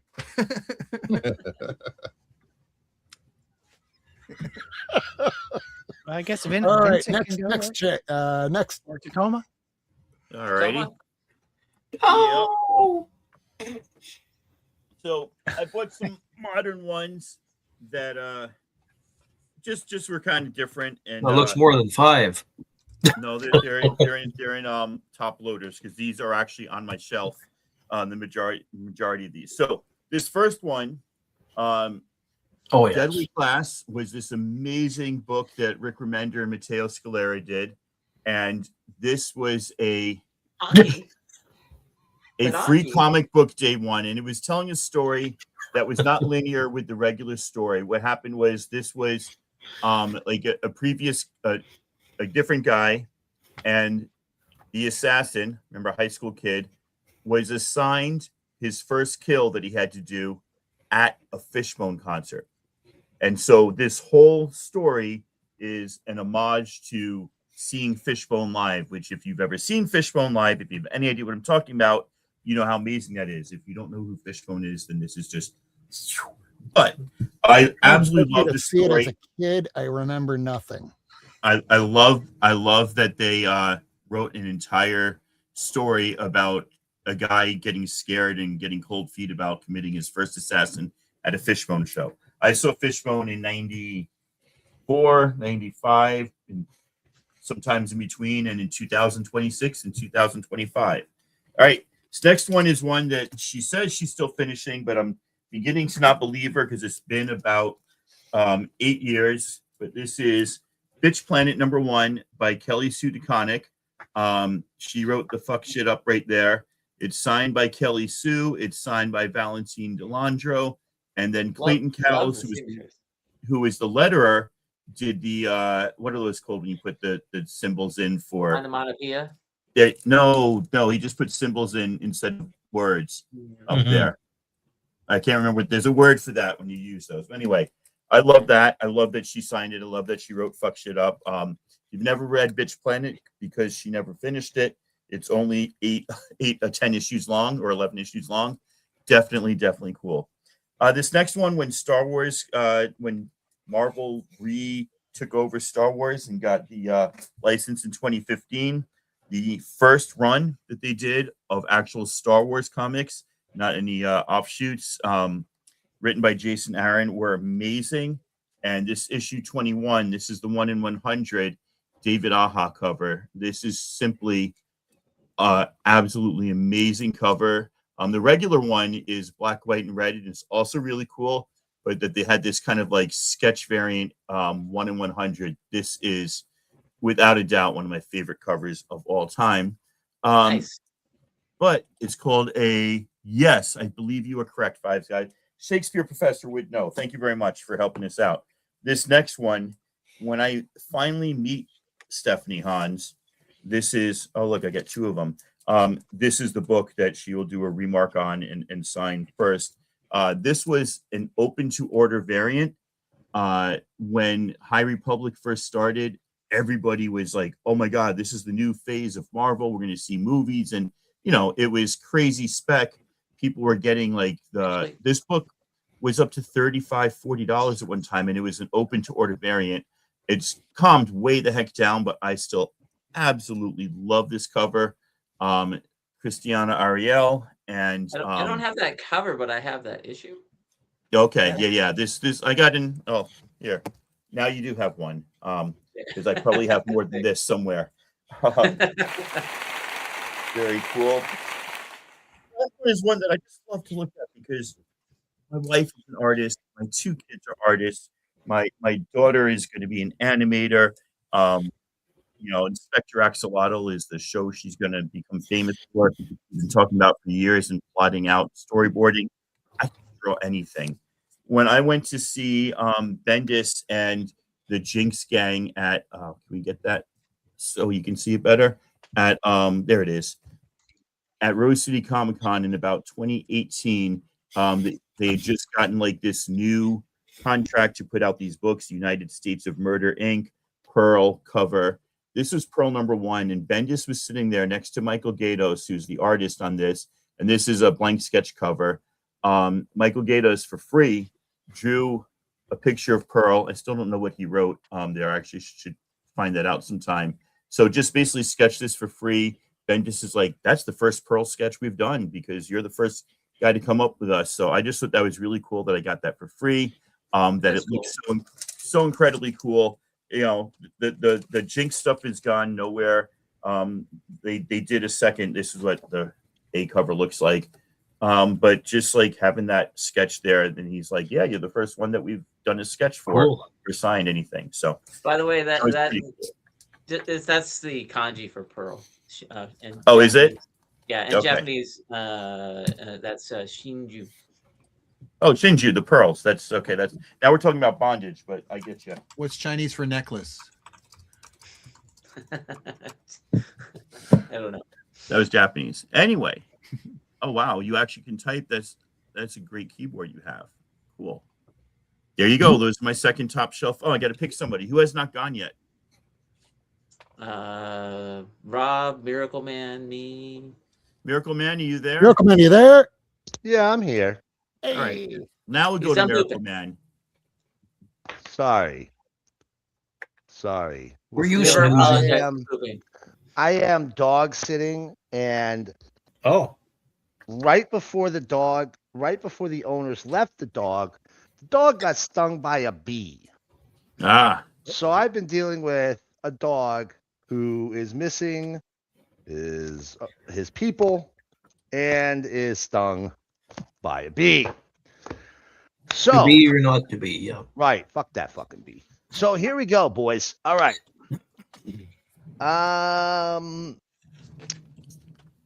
Look, I was a child of the 80s, and if you're a child of the 80s, there's a couple of things that are ubiquitous to your childhood.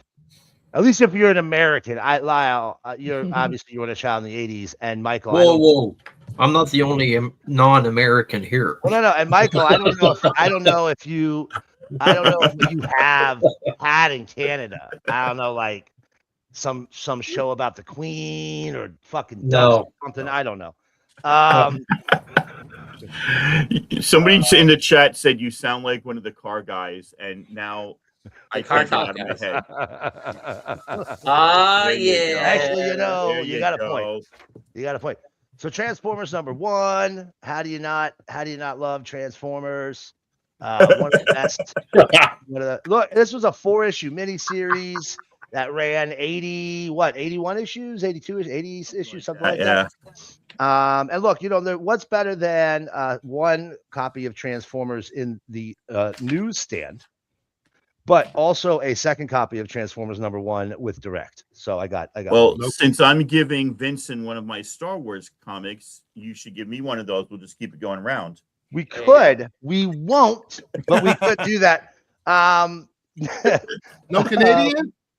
I bought it off the newsstand myself. If we're gonna do some 80s nostalgia, we're also gonna do G.I. Joe #1 here. Yeah. $1.50 was a lot for a comic book for a kid at this time. That was like almost 3 comic books. We paid more than that.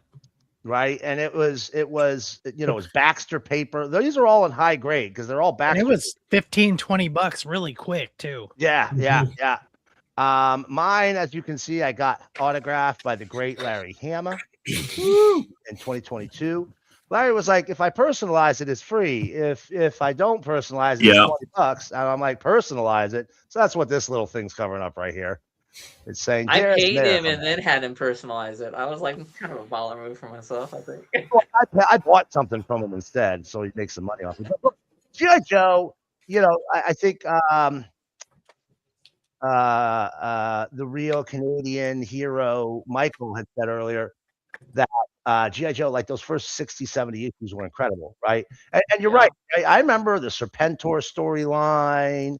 I would say GI Joe was great right up until, including these issues, but right up until they started killing Joes off, like 107, 108. I really like those issues still, but that's when things took a turn. Quality of the stories started going downhill. They were like cutting in the new Generation 1 Transformers after that. Print runs started dropping off. I have a near complete run. I think I'm missing about 25 issues total. I have all the end issues, believe it or not. Oh, nice. Last issue I pulled for $1. Nice. So I've been really lucky in putting it together, the part that I dropped off of as a kid. But GI Joe, those first 70 issues, man, every single issue is a banger, and every single issue is a first appearance. I don't think there's a single issue in the first 70 issues that isn't a first appearance of somebody, right?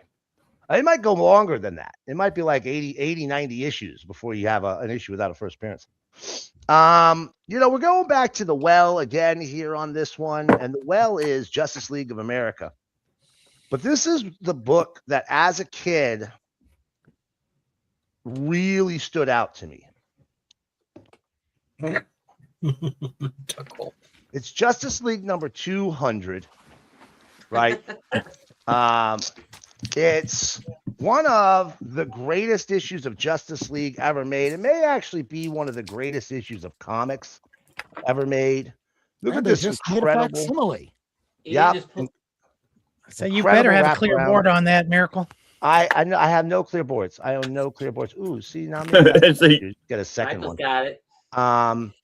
Look at this murderer's row of creators. You have Jim Aparo, you have Dick Giordano, Brian Bolland, Infantino, Gil Kane, Kubert.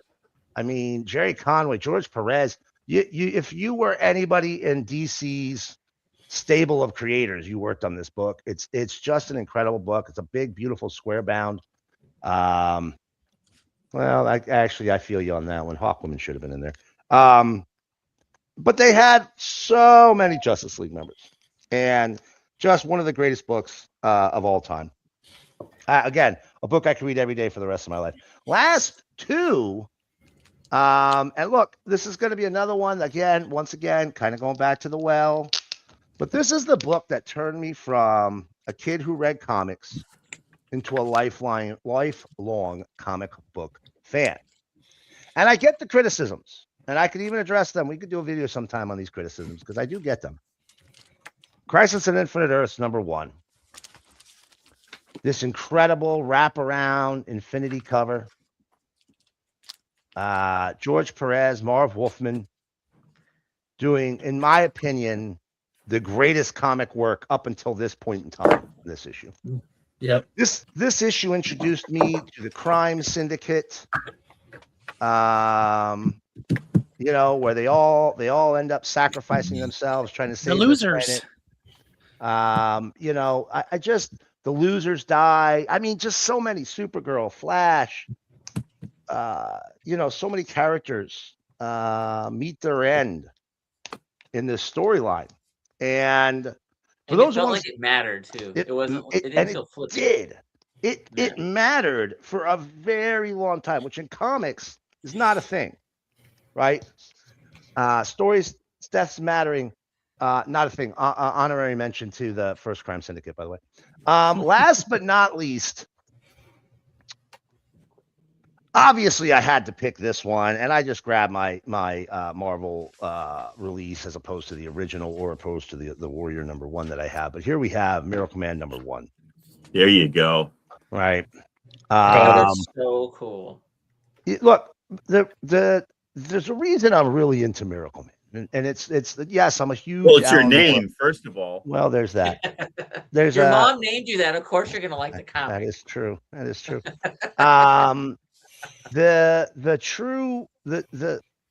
story around Miracleman is one that perfectly encapsulates the comic book world in so many ways, right? First of all, it's the actual story where you had Silver Age comics, brought up into the modern era, become dark and gritty, being deconstructed. This is really one of the best deconstructionist stories of all time. But on top of that, Miracleman is a perfect example of the comic industry itself. The original creator, I could do a whole episode on this, but long story short, the original creator got totally screwed out of his creation. Alan Moore was lied to when he worked on it. Todd McFarlane bought the Eclipse characters to hold them over Neil Gaiman's head. Nobody knew who owned the rights for so long that they didn't reprint it. So it became, a sought after book. Some of the issues were really sought after, really needed to get, like 14, 15, very highly collectible. Jesus Christ, Mike, come on, man. There's just so many ways. It was a book that was censored. Issue 9, Steve Geppi. This is the reason for my long-standing hatred of Diamond Steve Geppi. He tried to censor issue number 9, the birth issue, which I believe is the only graphic birth issue ever illustrated in comics. I could be wrong, but I don't the think birth canal in Saga full. number 1. Not as graphic as Miracleman 9, that's for sure. No. I mean, literally, they showed the head crown. They showed it. And Steve Geppi initially refused to distribute it at Diamond. He eventually relented. But, Miracleman is a story that is the story of comics. It's the story of the history. It's the story of the industry. It's just one of the greatest comics ever made, hands down. Here you go. There's your Miracleman 9 right there. That's it. That's my last one. Let me see. Blow up that fella there. Yeah. So this is not as bad as The Crown, but it starts off with the greatest line that opens a comic. It's beautiful, Rob. She's on the birthing bed, and she goes, "Yes. Am I shitting?" Which is just such a great way to open a comic. It's not quite as graphic, but it definitely gets the same point across as to what's happening. Yeah. But you are right. It doesn't quite meet Miracleman 9. Yeah, Miracleman 9, and I've got it here, so I'm just gonna pop it open. I won't show you the most graphic portion of it because that'll probably get us in trouble. Here we go. But here we go. I'm covering something very important here. Okay. Oh. I'm covering something very important. I can't even show you the next page because it is the crown. It is the head coming out. It's the head sticking out. It is Nice the bird. whole nine balls of wax or whatever the fuck you want to say. It is graphic. And again, he was gonna refuse to distribute it. He eventually distributed it. But anyway, that's the reason, one of many reasons why Miracleman is such an important book to me, such an important story, and a book I could read 1,000,000 times and be a happy guy. Excellent. So good on it. Now, who's left? Rob. Me and Rob? Rob? Do you want? Let's Rob? go, Rob, and then let Vincent wrap it up. Yeah, Yeah, that sounds good. That sounds like a great Wow. idea. We'll end it with the person that started it all. All right, so He's gonna show all 5 books I have ready to go. We're like, what? all right, so Kevin, you got the controls for the chat. Here we go. Okay. Let me put this back up here. So I'm gonna end this with a slab because I only You know have what's 3 of funny? them. All of mine are slabs. What? I You only own a hypocrites. dozen slabs. Hypocrites. Look at all the way slabs Jesus I meant have it to here. be. I have Not so many. many of them. All right, so I'm going to start off with. I already told you it was the expensive book that I got when I was younger. Well, right after I got my first year sober, one of my favorite characters ever, Barbara Gordon. Not necessarily Batgirl, Barbara Gordon. Because when I was in high school, I broke my neck. I was in a wheelchair for the better part of a year.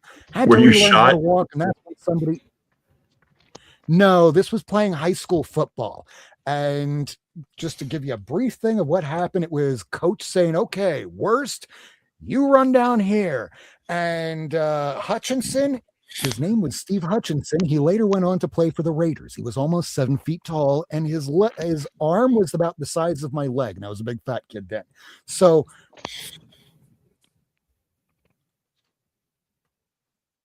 He hasn't said it yet. What is that? And then my uncle came and he started saying, "Hey, don't." I accidentally unplugged my microphone. That's why it sounded like trash to begin with. So the coach says 30 yards apart, you're going to lie down, and then you're going to get up at the whistle, run at each other head first. And I'm like, get in there, worst. Look at this guy. Don't be a puss. He actually said it. My football coach was also my history teacher. So I did it and I went, oh God, this guy's going to kill me. So I get down real low and the guy puts his hands out. My neck goes up, back. And that's how I broke my neck for the first time. Ouch. Yeah. So not shot that time, luckily. So of course, Barbara Gordon was one of my favorites. So after my first year sober, which happened twice, I got this. Yes, broke my neck. Nice. Oh, school bully. No school bullies. Because way back then, I was bullied all the time. So I got big during my freshman year. So they went, you should join the football team. You probably won't get your ass kicked. I'm like, it's a great idea. I don't know anything about football. It's okay. You're big. They're just going to say, hit that guy over there. And then it just went downhill from there. So back then, I think it was the first book that I paid over $100 for, and I didn't think I could get a better copy because I went, that's a really expensive book. $100 is a lot of money. Oh, you sweet summer child, you, Rob. Because little did you know that your other favorite comic book character is Green Lantern, specifically Hal Jordan, because during that time in the hospital, I got a lot of comics when I was in the hospital growing up. It got to the point where the hospital staff knew me on a first name basis. So during the pandemic, saved up some money, finally got this after all that time, showing that, yeah, okay, so this is going to be the biggest book that I'll probably show, or second, depending on what you're into. And hey, we got I feel bad, but pass. I can't get into DC because that's like a whole nother lifetime worth of finances I'd have to do. So I'm just going to leave DC fair for you guys. Still oh my God, you almost died as a linebacker, Omac? Oh, we got to get him back on the show. All right, so that was my second of 5. Here's my third is 5. So Bill in Colorado, if you're familiar with him, he's on Blue Sky as SPY Vinyl. You probably heard me bring up that I've gotten a lot of stuff from him. I got all of his war books. Not like 1 or 2, I mean like 4 long boxes worth. And this one wasn't in it. So, of course, I went on a quest to start getting the prototypes, the first real appearance in 81, but everyone said 83 was his main first appearance. And then Miracleman said, hey, worst, I got this shop over here that has all these issues. And they even have this one. I'm like, I just got it. It's the first full appearance of Sergeant Rock. He's made a lot of appearances over the years before this. Some people say it's GI Combat 68. Got that. GI Combat 53. Looking for it. All American Men at War 28. Got that. But this one was one of those really hard to get ones. So you just save for it, because if you target books instead of going, no, I want that and that and that and that, you wind up with a bunch of stuff that you go, hey, I don't remember even having that. Someone else shows it. I don't have that. You look at CLZ. And crap, I do. All right, so the first thing I'm going to show that is a DC Universe book. This was given to me by Lady Fantastic, and she's not on tonight. Miss you, Lady. So Lady Fantastic, way back when we first started doing the show, we would trade books, sending stuff to each other, and she later on got me this one here. So anything that people on the show, whether it's Miracleman, Kirk, we miss you, Kirk, anybody on the show, Ace even, if anybody sent me books, they stay in my collection forever. So this is one that he sent me recently. Yeah, Lyle and I get it. So here is the third, count it, 3 altogether, slabs. And as you can tell from the back of the book, is a modern slab. But the thing about this book is that I didn't have any of these particular ones here. So maybe I'll crack it out later. Maybe not. It's not like I'm going to be getting rid of it, but it came from Bruce. Oh, yes. Oh, nice. Now, 2 things I want to say about this book here. 1, thank you, Bruce. And two, let me see if I can find the banners here. So next week we're going to be doing episode. Hold on, let me put this up. Next week we're going to be doing. Hold on, let me put this up. Sorry. Next week we're going to be doing episode 254. It's going to be about DCU variants, and Bruce is the only other person I know other than me because I have a long box full of it. He has like 3. Me too. 1,234. I have 1. I might have a variant. I have quite a few. Rob, I was going to tell you while there's a pause here is that Bill has told me he is sending me something, and I'm kind of excited. I don't know what it is. Whatever he's know, sending right? you, you're going to like it. You see all these books I'm right sure. back here? Not that one, but all the ones over here all came from him, and I have to find a place for it in the collection. All of the war books, I'm probably going to move over here. The DCU box is going to be back here, but right now it's just trying to find room for all this stuff because I posted a video on Blue Sky earlier today about this is what I've been doing with my time, trying to fix all this. So we're getting to about 2 hours. Who is the last one? Let's throw it over to Vinson. Yay! Voila! I'll just show Crisis over and over. Also, I do want to correct Miracleman. I don't know why it bothered me so much. Crisis came out in 1985, not 1986. Sorry. Oh yeah. Shut up, Vincent.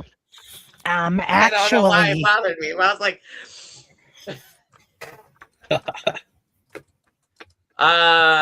mine are mostly first appearances of characters I love. I just love them, so it's like, all right. Surprisingly, nobody showed any of these. And then I have a couple that are just all-time favorite covers. Like, bam, period, all-time favorite. First one, my boy Warlord. Oh yes. I absolutely love him. This is a 9.2 slab. So these are all slabs because if I really love it, I got a slab. I have a raw copy of all of these, but I actually went out of my way to make sure I got a slab of it. So Warlord, something about it. Mad respect to Conan fans. As a kid, I loved the Arnold movie, but I could not get into the comics. I've now since gotten into the comics, but as a kid, it was Warlord for me. So.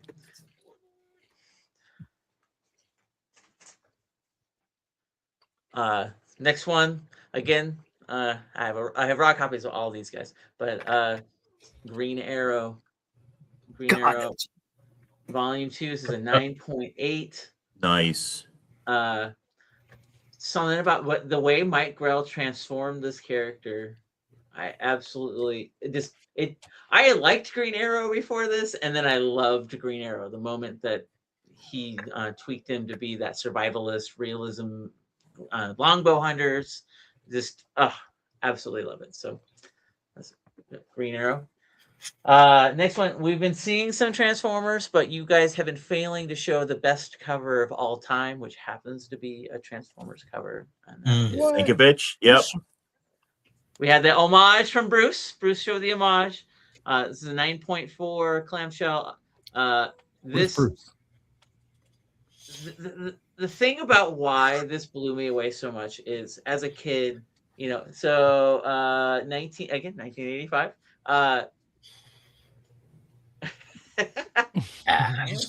Kevin's getting salty. This was promoted as a 4-issue series, a mini series, and then Marvel's like, this is selling really well. We're gonna go for number 5. Yeah, it wasn't as easy to find out about this stuff. So I had no idea that there was a issue 5 going to be waiting for me. And then this cover was on this isn't my original's Rod and my stuff, but this cover was on the spinner and it blew me away. This is like one of those comics that absolutely changed me from loving comics to loving comics. Next one is my second favorite cover of all time, and that is Captain America Annual number 8. Nice. Mike Zeck. It's just this cover is so cool. I had to have a clamshell. This is early CGC. Oh yeah. I had to have this in a clamshell. I had this poster on my wall.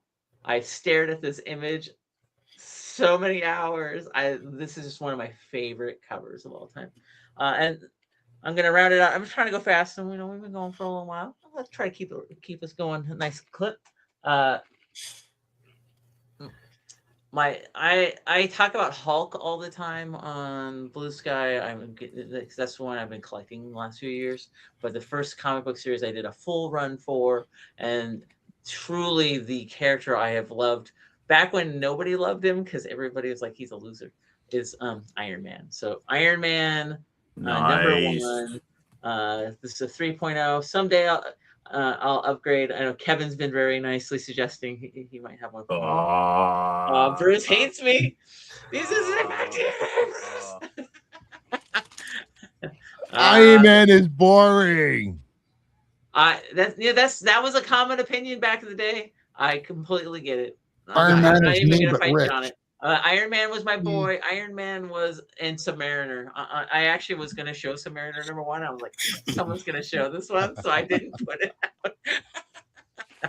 I thought you Iron were. Man. No, Iron Man. I have to showcase. I mean, Iron Man was a C-lister really until the movie came out. He was, yeah. Armor Wars was cool, so people liked Armor Wars, but they didn't like the character that much. I did have a backup in case someone showed one. So a little Iron Man I-55, but this is more showcasing the key as opposed to like truly I just love Iron Man, so that's why Iron Man. All right, you ready for a collective banger alert? All right. So after all of that, some great books. We're all going to get a banger alert. One day I'm going to make a new one, but for now it's just going to have to be this, a banger alert for everything. Make a new one. Coming soon. Warning, warning, warning, warning. Banger alert, banger alert. Oh, look at the little kitty. And he's playing with the tiny little chick. Wait, you're here for comic books, you dumb asshole! It puts the lotion in the basket. It puts the lotion in the basket.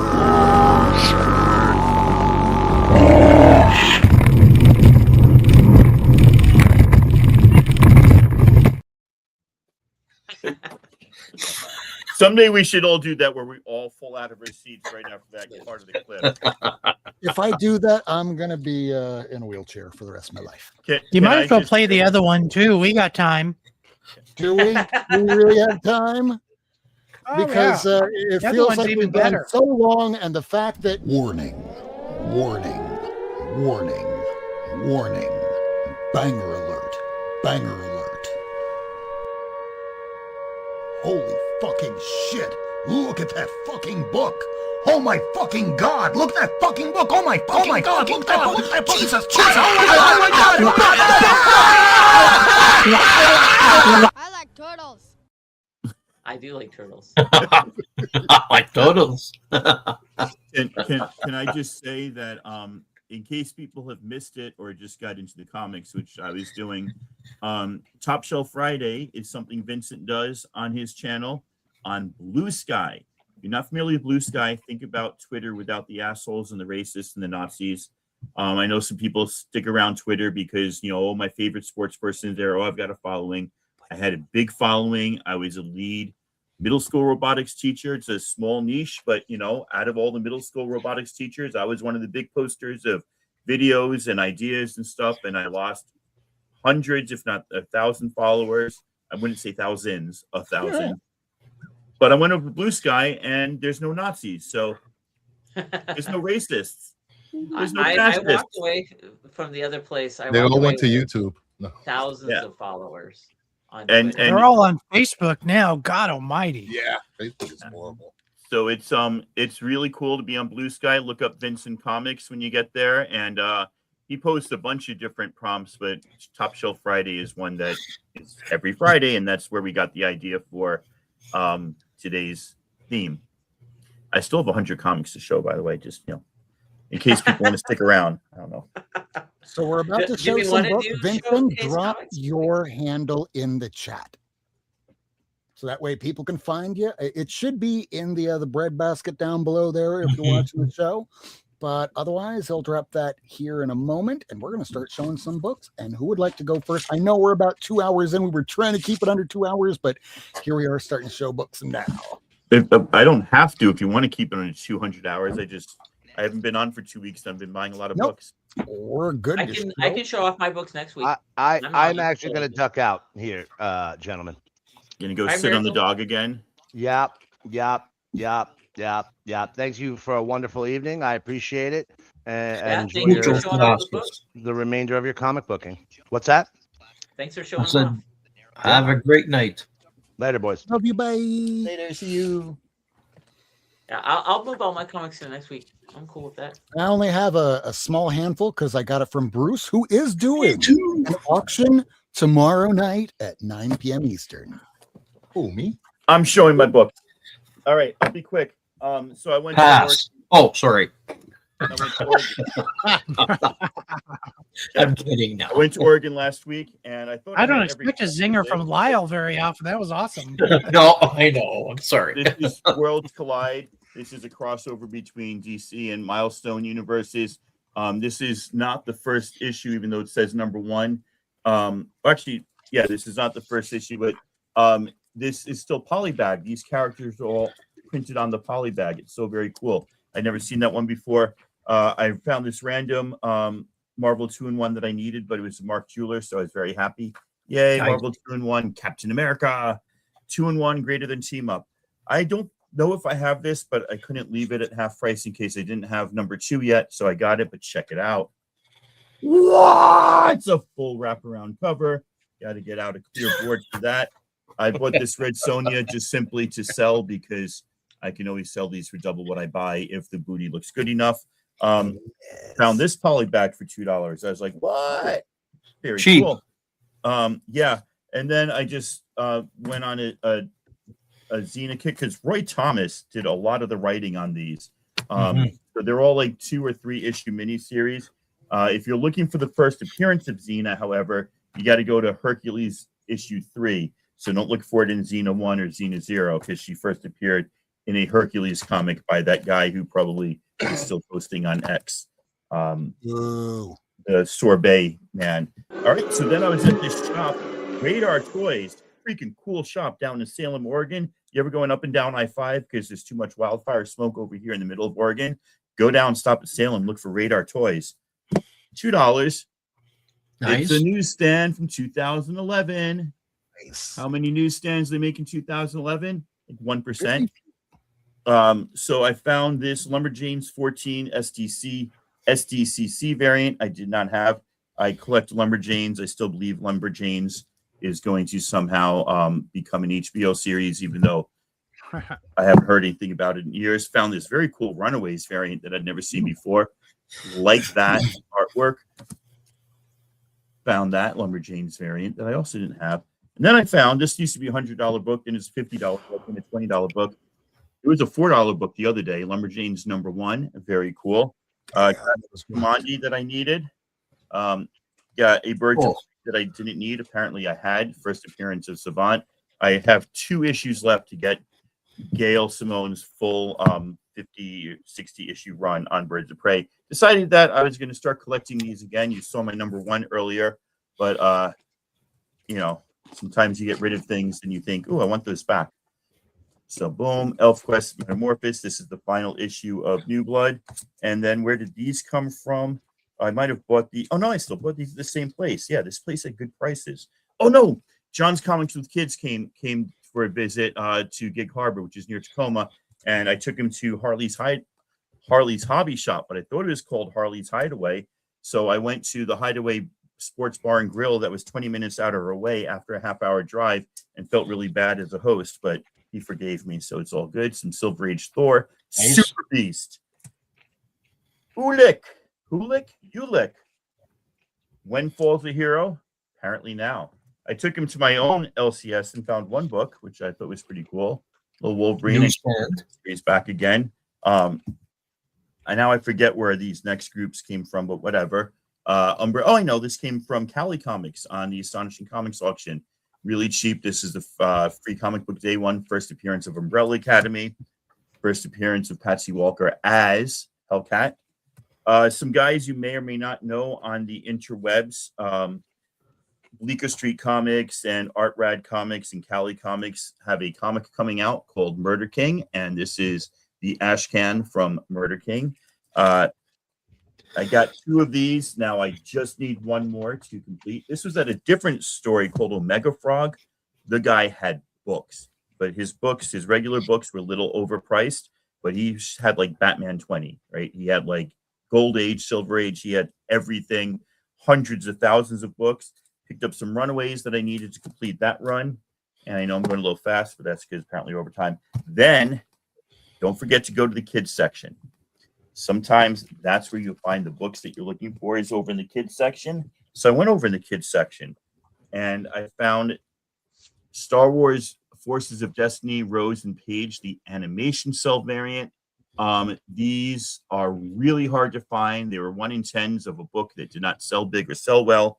So I got that for $10. And then this next one had no price tag on. And right there, Barris Offie. I don't think it's a ratio variant, but this book goes for big money, like $100, and I got it for $4. So I was pretty happy about that. I won't show you what I got at half price today because that will just take too forever. But I will show you the rest I got at that Rad Art store because I've never seen these prices on ElfQuest before. This is insane. And these are in beautiful condition. Beautiful. So Vincent, I will be integrating these into my collection. And if I got any leftovers, you can have them if you need them. I don't know if you just needed 1 issue or if you needed all issues. I only have the Marvel ones. Ah, well, then you should start collecting the Warp Graphic ones. It will mean more money. What's that? I've been wanting to for a while. Well, it will mean more money that goes out of your pocket and more things that you have to put in spaces in your room there. That's okay. I can squeeze them in. I don't put backer boards on them. So this is weird. This guy put... Why?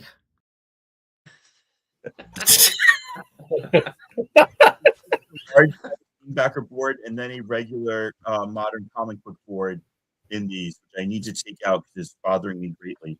And then finally this. So if you saw that, these are all $2 or $3 each.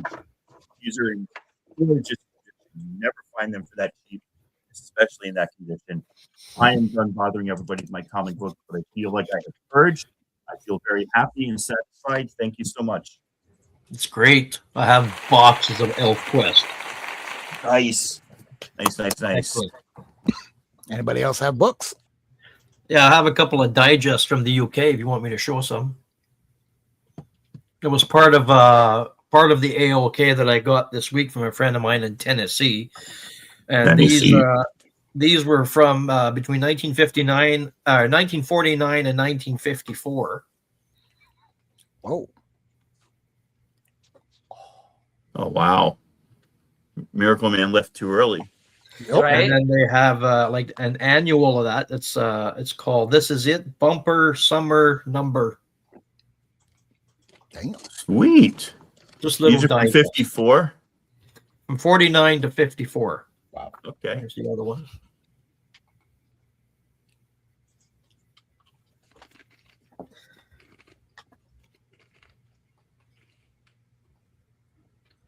I've never Oh, that's seen awesome. I love the color on that. The red and One of yellow. them is called, there was a series, again, that came out between 51 and 54 called Nuff Said.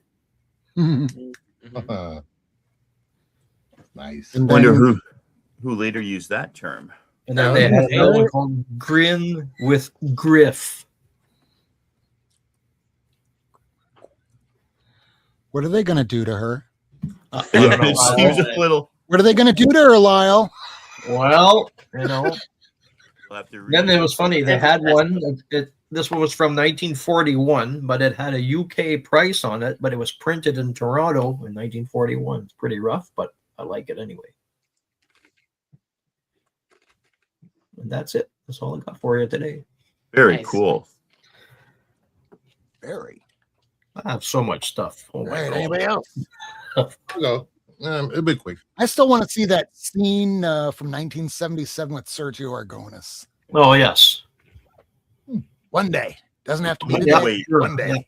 All right. When I find late 90s, early 2000 newsstands, I usually pick them up. Thanks, Ron. X-Men 68. Easy. X-Men 69. Easy. I love it. I just love the newsstand barcodes. It's just what I grew up X-Men with. 70. Oh, cool. 72. Wow. 74. You went back to the shop to get these. No, I have not gone back yet. I'm going back. I'm going back tomorrow. 75. 76. 77. To me, that 80. series doesn't even begin until issue 116. 82. 83. I'm going back tomorrow and get the rest of the newsstands they have. Woohoo. 85. I needed a short box. I didn't have one with me. And 86. It's like if they were direct, but the fact that they're newsstand, Definitely. And that's it. Nice. All right, way to go. Who else wants to go? I'll do my Come on, Vincent. Next week. I'm tired. All right, how about this? I'm going to show just a couple, just a handful. These are things that I'm just trying to do a little advertising for King of the Nerds, because tomorrow night, and he's going to talk about this at the end of the show, he's going to be doing a claim sale. No, you're not going to be doing a claim sale. Well, I can start. I am going to be doing a claim sale. He is going to be doing a claim sale. Okay. I am. So the first two books here, these are ones that I got from my final order cutoffs, which he's going to be doing a show on Saturday as well. So this was from FOC. I got this because I ordered it and I paid for it through Economics and Comics, and because of that, I got it. If it was my old comic shop, it would have been, hey, I forgot to order that, or hey, no, sorry, man, I didn't put my order in on time. Well, I get my orders now, and because of that, thank you, Billy. This was another thing that I ordered. I kind of wish that I got the issue before this, because that one's going for about $40 now. This one's already going for some money. I don't know why. Oh yeah, because it's that Legion of Superheroes with the 1 in 10 Adam Hughes variant homage. This is what I got from Bruce. This was it's going for money, and it'll probably drop once the book comes out, but I have been on such a Daniel Warren Johnson kick, I just had to get it. Chinkara. Nice. I cannot wait till this comes out. Now, this is the second print. First print you can get for $5-10 or so. The second print, not nearly as easy to find. And from what we're hearing about Doomsday, they're probably going to have to deal with the real bad guys of well, they haven't announced it at D23 yet, but the real bad guys are going to be a King Thanos, a Hydra Cap, and one other person, but you'll probably find that news out later tonight. Got this Marvel swimsuit by Kyung Eom. That was, I think, a 1 in 100, 1 in 200, 1 in 3. I have no idea. This is something that, had I would have known back in the day that I would have liked Daniel Warren Johnson so much, I would have ordered it, but I didn't. So I got this from Bruce. Thank you, Bruce. You're welcome. We're almost done with Home, I promise. This is another book that one of the variants has been kind of blown up this year. I didn't order it because I was foolish and, could have gotten it for cover price. I got it from Bruce. Don't die over there at Tacoma. Here's another DC Universe variant that I needed for the collection. We're going to be talking about that next week. Cool. This is a Dan Quintana. It's his first official work through DC. It's one of those, not nice. exactly exclusive, but an exclusive. This, I had to put a clear back and border in it because it's so white you got to wear shades. And on the other side, clear back and board to let you know, DC Universe variant. Yes. Now, the last two books here is a Wonder Woman where Artemis becomes Wonder Woman. She appeared in the movie. Nobody remembers that. But hey, DC Universe variant didn't have it. And the last book, we all know this as children growing up in the 80s. It wasn't until on this very show, talking with Lady Fantastic, and I believe maybe even Dan De La Torre, where he said, did you guys know that Bill Sienkiewicz is the one who created this character? Yes, that's actually true. Based off of a sketch that you can still find, and when you really look at it, you go, oh my God, that is Bill S. Bill S didn't work on this comic, but it's a really difficult one to find. And because I got it from Bruce, I thank you. You're welcome. So nobody else wants to show any more books? Are we sure about that? Good. I think we're all tired after Tacoma's tirade. All right. In that case, I'm going to do this as fast as I really can. So it is about that time. It is, let me see if I can change this up. Yeah. There we go. It's 11:10 p.m. Do you know where your children are? Because right around now, we're going to be doing the top 5 comics for the week of second week of August. So it's based off my 32.2 thousand comics behind me, and I'm just going to get right into it. I have them right here. These are the top 5. Let's do it. Let us know if you have any of these in the chat. We're going to start off. Number 5, Star Spangled War Stories, number 151, in a Fine Very Fine, which is 7.0 raw from 1970. It's the first appearance of the Unknown Soldier. Now, there's really no reason why this has gone up. There's no TV show, movie, video game, project, anything that's really going on, but war collectors are few and far between, and we are still active. And yeah, it's up $14. It's really low this week. Comics are ticking up. Things are starting to go a little higher, which means that people are getting back into comics. Vincent said it earlier tonight, or maybe it was Kevin on Blue Sky. Yeah, it's great that the books are doing a little better right now, but at the same time, it makes it more difficult for us to try and find them. Number 4 book.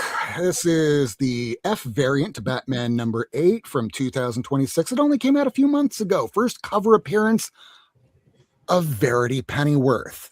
Now, for the last several weeks, they've been saying that the Batman number 12 is the first cover appearance and first full. No, it's this Things to Come variant. In fact, despite CLZ trying to CLZ, oh my lord, Bruce has got a few. I may have a he few. has like 1 or 2. Oh, that's why we can't find any up here. Right, you shit. And that's why people are paying $59. It's up $54. But this very book right here, the one that you just saw, That's Bruce's fault. Collector finally updated CLZ. I've been trying to get into the core update going. This is the first cover. This is the first cover. Motherfuckers keeping it right now at Batman 12. Eventually they'll correct it because, you know, April comes earlier than June, right? I think that's how time works. I could be wrong. The number 3 book is really weird because last year it was going for a lot less. This isn't the real thing. No, this came out in 2019. It's the facsimile of the first appearance of Spider-Man. Got it. Everybody has this. Well, you probably have the real thing though, Lyle. Lyle's got the real thing, yeah. Yeah. Yeah, I it's just in the saw vault. one I don't point. take it out. You have it, but you don't take it out. I That's do. why. I have it. I have it in the other. Because when you keep these old books out in the sun, they kind of fade. We don't want that happening at all, especially if you're a 1.8 just went for 20 grand. All right, so this thing here, it's up $71. And the thing about it, earlier this year, it was a $25 book. Right, all the cheap copies dried up. Now, if you want it, people are charging upwards of $200 for the facsimile. But the truth of the matter is, they have not made a reprint since 2019. They could reprint the first 50 issues of ASM, and you know we'd all buy it. The number 2 book, Super Friends, number 7, fine condition from 1977. It's the first Wonder Twins, Zan and Jaina, and Gleek, the little monkey there. It's up $72, and really, there's no real reason for this. I mean, there was a McFarlane Toys release so show. Well, maybe you're the reason why somebody would pay $150 because you could get this for about $60, $70 in mid-grade. It's a 6.0 raw.